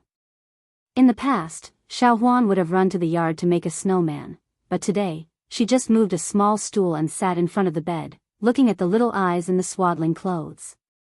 She had been looking for almost an hour, but she still couldn't get enough of it. After a while, she turned back and whispered, "Hee, his nose is like the son-in-law, and his eyes are like Miss." Nonsense, he didn't even open his eyes. Li gently knocked on her head. Xiao Huan immediately retracted her head and whispered, "I saw him last night. As a person who had lived 2 lives, this was his first child." Naturally, Li couldn't get enough of it, but he didn't think the child looked like anyone or not. A newborn child didn't even have eyes and eyebrows, so these things couldn't be seen. Sitting on the bed, Rui's face was a little pale. Giving birth was hard for women, and it was like walking through the gates of hell. Even a grandmaster was not much better than an ordinary person. She looked at the child, and a faint smile appeared on her slightly tired face. Then she sighed and said, "It's a pity that you like daughters." Although she said this, she didn't know how happy she was. Some ideas were deeply rooted here, and even Rui couldn't avoid them. Li tucked her in and said, "It's okay, we can have more in the future. There will be daughters." Outsiders were not allowed in the confinement room. Although only Rui and Xiao Huan were here, hearing this, she couldn't help blushing. She changed the topic and said, "Husband, what do you think we should name him?" In fact, as early as a few months ago, Li and she had prepared a few names, both boys and girls. Li didn't name his children according to the Li family's genealogy, nor did he plan to name his children in this way. Originally, if he had a daughter, it would be good to call her Li Si or Li Mui. For a boy, this name would be a bit feminine. Moreover, he was the eldest son of the Li family, so he naturally had to choose a more neutral name. There were already a few names that they could come up with, but the 2 of them had yet to decide which one to use. Li Xian? Li repeated the name, then shook his head and said, "I feel like I've heard this name somewhere before." "It's not good, Li Xiaoyao?" He read another one and shook his head. "This won't do. This life is too bitter and rough." "It's not good either, Li Bai, you're indeed suitable for the occasion, but I'm afraid that you won't be able to control it. Why don't we call him Dwainer?" Rui thought for a while, then looked at him and said, "He is the eldest son of the Li family. I hope that he can be a good person in the future and act according to the rules, so that he can be a good example to his younger brothers and sisters." Li Duan? Li didn't want to give the child any cool name. Li Duan was actually not bad, but it sounded a bit short. The word short made him feel uncomfortable no matter how he heard it. A name is just a form of address. Although it is good to have a meaning, it has little to do with one's character or fate in the future. Li Yi thought for a while and said, if a name can represent fate, then isn't Rui too much of an advantage? As soon as he finished speaking, he was kicked lightly by Mississippi Lu. Li Yi looked at the swaddled child. Since Rui could bring it up, it meant that she liked the name very much. He nodded and said, Dwainer. Li Duan. Very good. I'll do as my wife says. The little servant girl looked at the child sleeping soundly in the swaddled clothes and said in a small voice, Dwainer, you have a name, you guys have been busy all night yesterday. Go and rest first. Last night, after the child was born, everyone in the manor didn't sleep well. Li Yi said to Xiao Huan and Mississippi Lu, then looked at Rui and said, you haven't slept since yesterday. Go and rest for a while. I'll deal with the matters outside. The greenhouse was so quiet and peaceful, but in fact, the outside had long been a boiling pot. Since last night, this place had become the focus of the entire capital. Especially after the news that County Marquis Li had a son and that both mother and son were safe spread out, many officials and nobles in the capital couldn't sit still. The carriages and horses that came to congratulate and give gifts had long been lined up 2 streets away. The servant girls and servants of the Li Manor had all been mobilized. Just counting the rooms for storing gifts, they had already prepared 4 rooms. The youngest marquis in the court, the youngest minister of the golden-purple imperial court, and the emperor's most favored official, even the nobles and officials who usually didn't have any interaction had to prepare enough gifts at this time. The old emperor's edict came early in the morning. Other than bringing a lot of rewards, Rui's title of nobility was directly raised by 2 levels. After that, there was also the empress's decree, the princess's manor, the crown prince's manor, and more than a dozen carriages of gifts. Usually, Li Yi didn't like to socialize, but today was different. Others came with gifts, so he had to go through the formalities. Just this formalities took him from dawn to dusk. When a servant came to tell him that the madam and the child had both woken up and that the madam was talking inside, Li Yi found that the sky was already a bit dark. Dwainer, this is a good name. The smile on the face of the madam of the Li family hadn't stopped since last night. The old woman had been living in the manor for the past few days. She had originally fallen asleep yesterday, but she was suddenly woken up and hadn't slept since. Before the child was born, she seemed to be more anxious than Li Yi. After the child was born, she was busy inside and outside, sending letters outside one after another. Until now, she hadn't rested, but she seemed more energetic than anyone else. Although the other madam couldn't see, she was also sitting next to Rui's bed. At this moment, she was holding her hand and saying something. Li Yi listened. It should be some precautions during the confinement period. In fact, he didn't need someone to teach him these things. He knew it better than anyone else. Originally, he wanted to persuade the 2 old people to go back and rest first, but seeing the situation in front of him, he felt that they probably wouldn't listen, so he quietly left. No matter what, his heart was still a little worried for so long that now, he could finally take a long breath of relief. Today, everyone in the manor was busy all day, so that only a passage was swept out of the courtyard.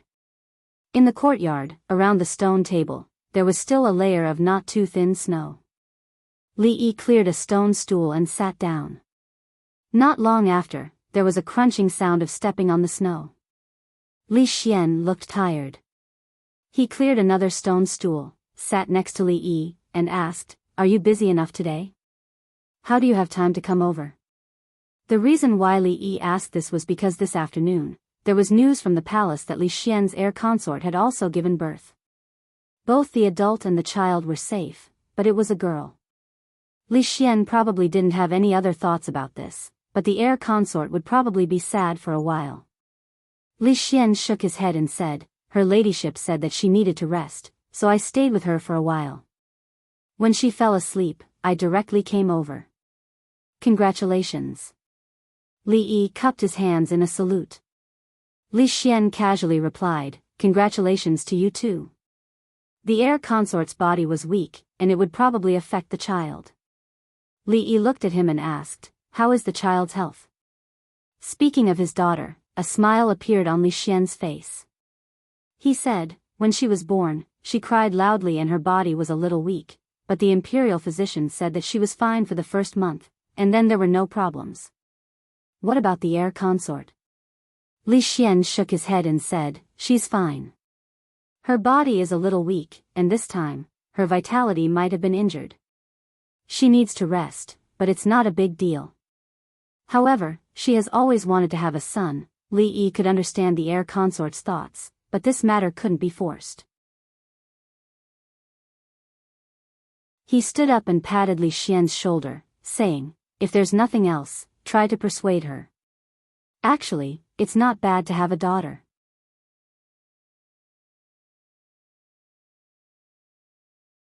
Chapter 8:24. It seems to be about the same as Brother Xian's child. I can't even tell if it's a boy or a girl. The proud lowly leaned against the window and looked around before saying, Sir, is it very painful to give birth? Yesterday, when Sister Qiner gave birth, she was outside. That heart-wrenching sound still made her heart tremble. Li Yi nodded and said, yes, it hurts a lot. The proud lowly hesitated for a moment before asking, then. How painful is it?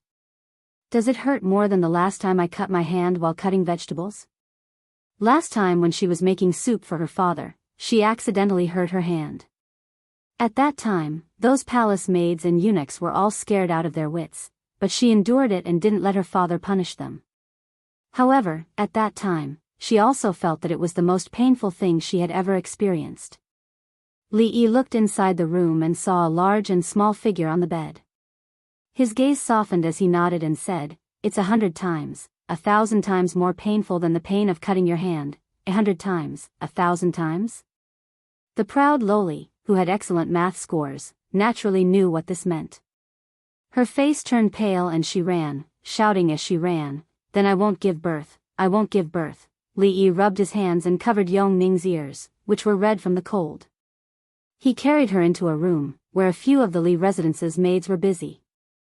When he saw Li Yi enter, he immediately stood up. Seeing that they were about to stand up and bow, Li Yi waved his hand and said, no need, sit down. How's the progress? Replying to the Marquis, it's almost done. Let me see.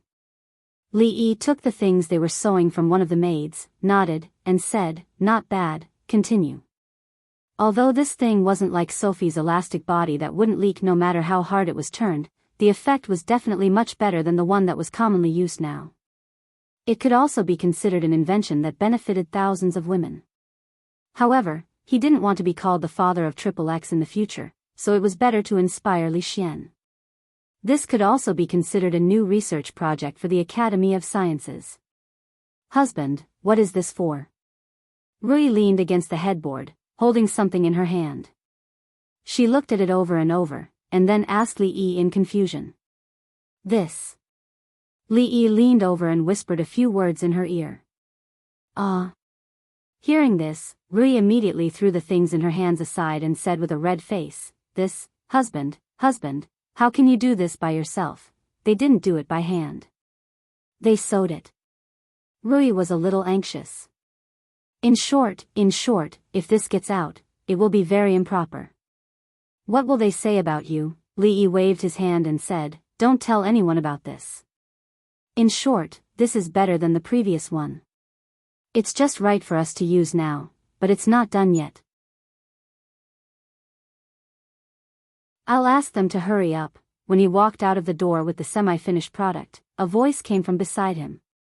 Mississippi Lu leaned against the door, pointed at the thing in his hand and asked, what is this? You mean this? Li Yi waved his hand and said, insoles. He looked at Mississippi Lu and said, it's cold, isn't it? My feet will be cold if I don't pad my shoes with something. Do you want it? I'll ask them to make a few pairs for you. Insoles? Mississippi Lu looked at him with a look of disbelief. She pointed at the parts that extended from both sides of the insoles and asked, what is this? Wings. Li Yi looked at her in surprise. Don't you think the insoles with wings are very beautiful? Mississippi Lu stared at his eyes and asked, what on earth is this? Li Yi looked at her and asked uncertainly, insoles? Well, this is not an insole. She was not an outsider anyway. Li Yi looked around and whispered a few words in her ear. Shameless. After listening, Mississippi Lu's face instantly turned red and she glared at him fiercely. Li Yi looked at her. You're the one who asked. Can't you be reasonable, pervert? Don't you know the law, shameless? Shameless. I said it just now. Shameless. She glared at Li Yi again, snatched the thing from his hand, and walked quickly into the room. Hey, wait, I haven't told you how to use it. Mississippi Lu turned her head and looked at him calmly. She asked, you want to teach me? No. Li Yi shook his head and said, the insoles haven't been sown yet. It was a great merit that could benefit all women in the world and be passed down for hundreds or even thousands of generations as long as human beings did not evolve further. However, he was still scolded as shameless. In this world, there was really no law. However, in this world, there were two people he could not talk to. The Princess Royal was one, because she was the law. Mississippi Lu was the other, because the price of talking to her about the law was too high, and ordinary people could not afford it. Logically speaking, the Li family had just added a child, so he should be very busy. According to etiquette, he should visit some people in person and report the good news in person. However, old Madam had already arranged all these for him. There was only one thing he needed to do, and that was to take care of Rui. Although her physique was far better than ordinary women, this kind of care was not only physical, but also spiritual. In terms of postpartum recovery, soup was indispensable. Li Yi did not dare to say how good his cooking skills were, but in terms of soup making, he had definitely reached the level of a master. He was extraordinary and invincible in the world. Not long after entering the kitchen and placing the ingredients into the clay pot, a servant came to report that Minister Chen had come to visit. Although it was said that Minister Chen had come to visit, Li Yi knew that this had nothing to do with Chen Chong. He had Xiao Huan look after the soup and quickly walked out. Outside the residence, Chen Chong stood at the door, rubbing his hands in the cold. He did not forget to look back at the sedan and said, Miao Yu, it's cold outside. Don't come down yet. Seeing Li Yi walk out, he reluctantly cupped his hands. County Marquis Li Yi quickly walked past Chen Chong. When third Miss Chen came down from the sedan, he softly said, the ground is slippery, be careful. Then he frowned and looked back at Chen Chong. How do you take care of people? It's such a cold day, and you don't even prepare a fox fur coat. What are you thinking? Chen Chong still maintained his cupped hands gesture. Behind him, a servant girl had already taken out a fox fur coat from the sedan and draped it over third Miss Chen. It's so thin, can it keep out the cold? Can't you be more careful? Li Yi glared at him again, then turned his head and said with a smile, quickly go in, it's warm inside. Second master. Seeing second master still maintaining his cupped hands gesture, the Chen family servant could not help but remind him. Chen Chong closed his eyes and took a deep breath before opening them again. He calmly said, go in. Walking side by side with third Miss Chen, she asked softly, there were too many people in the residence these past few days, so I did not come over. Is Rui well? Li Yi smiled and nodded. Her body is recovering very well, and the child is also very well. When she reached the door of the room, she paused and shook her head. She just came from outside and is very cold. She can't stand these things the most right now.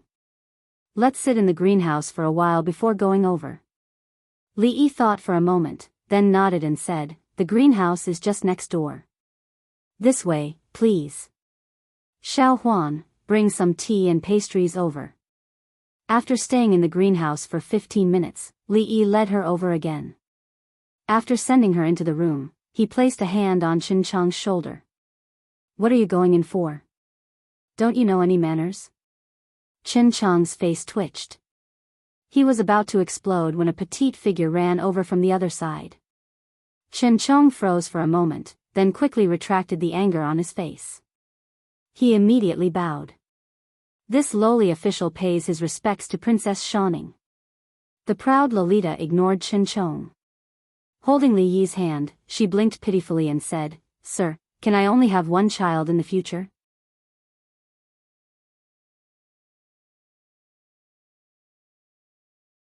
Chapter 825.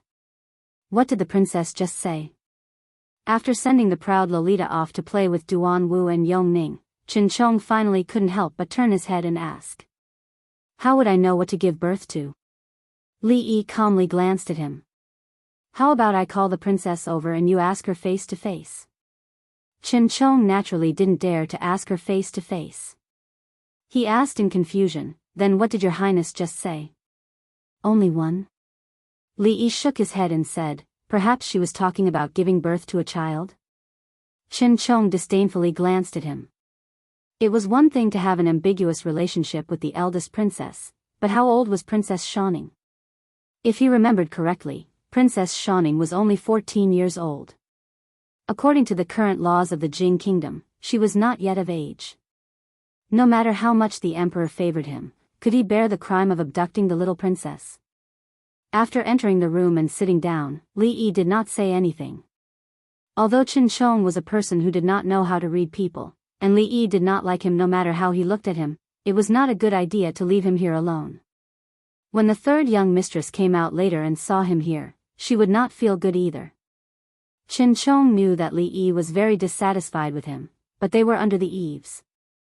Even if he was displeased, he could only endure it for the sake of his third sister. However, there was a limit to a person's patience. Even though this was a warm room, after a long time, the tea would turn cold and not taste good. The two of them were silent for a long time. The pastries that had been placed here had long been eaten by Li Yi alone. If he didn't even have tea to drink, he really didn't know what to do. "The tea is cold," Chen Chong finally couldn't help but remind him.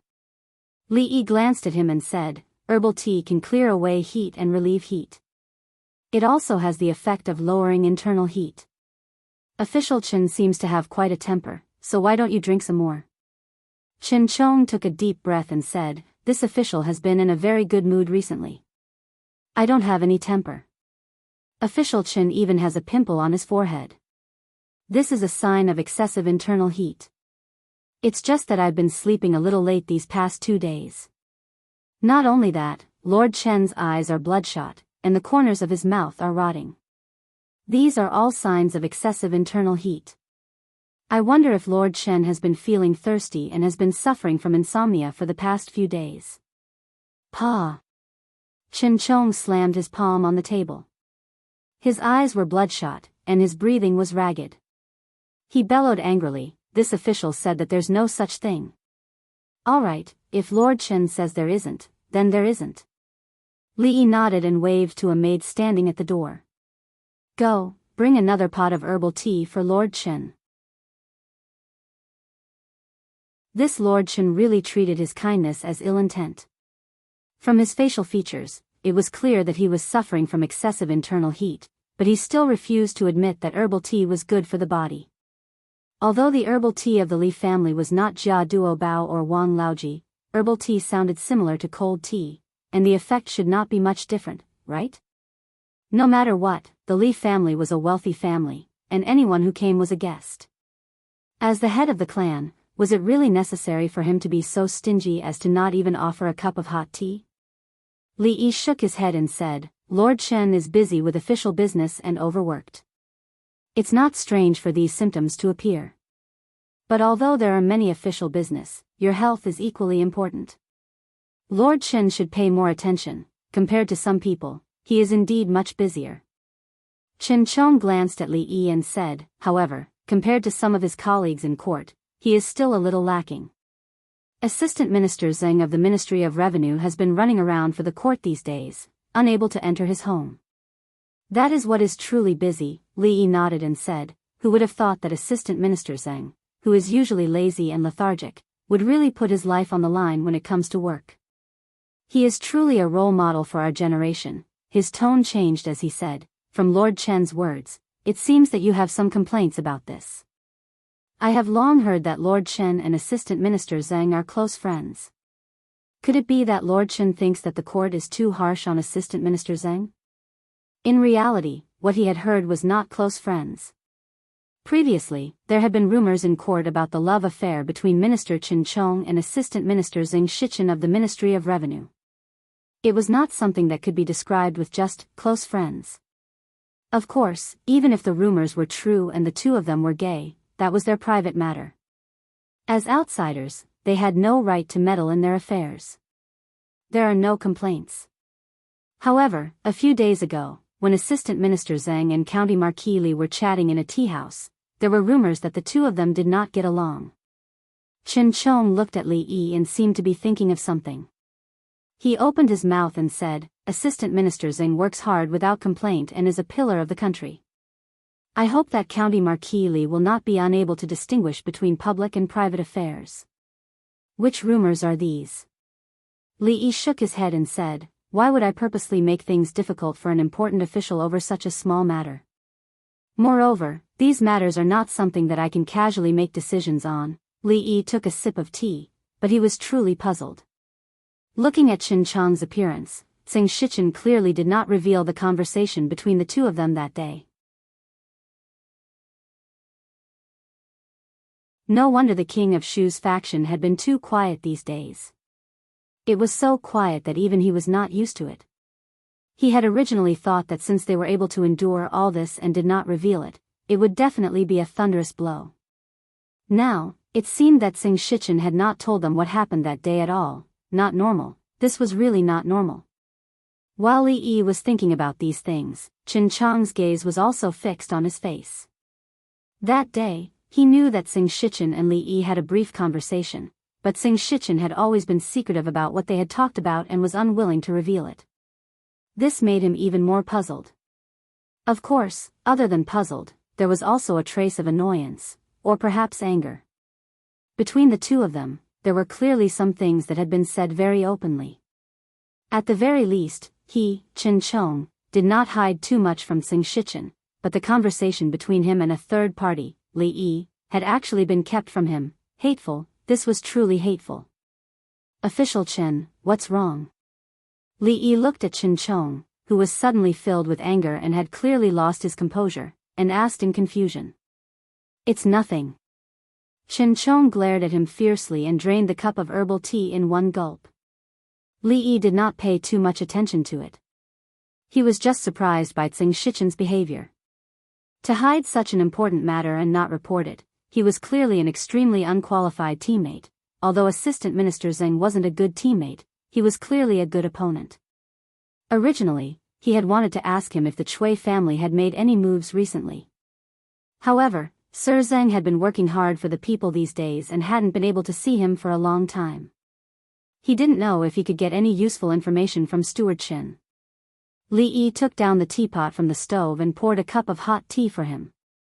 He casually asked, what has Official Chen been busy with these days?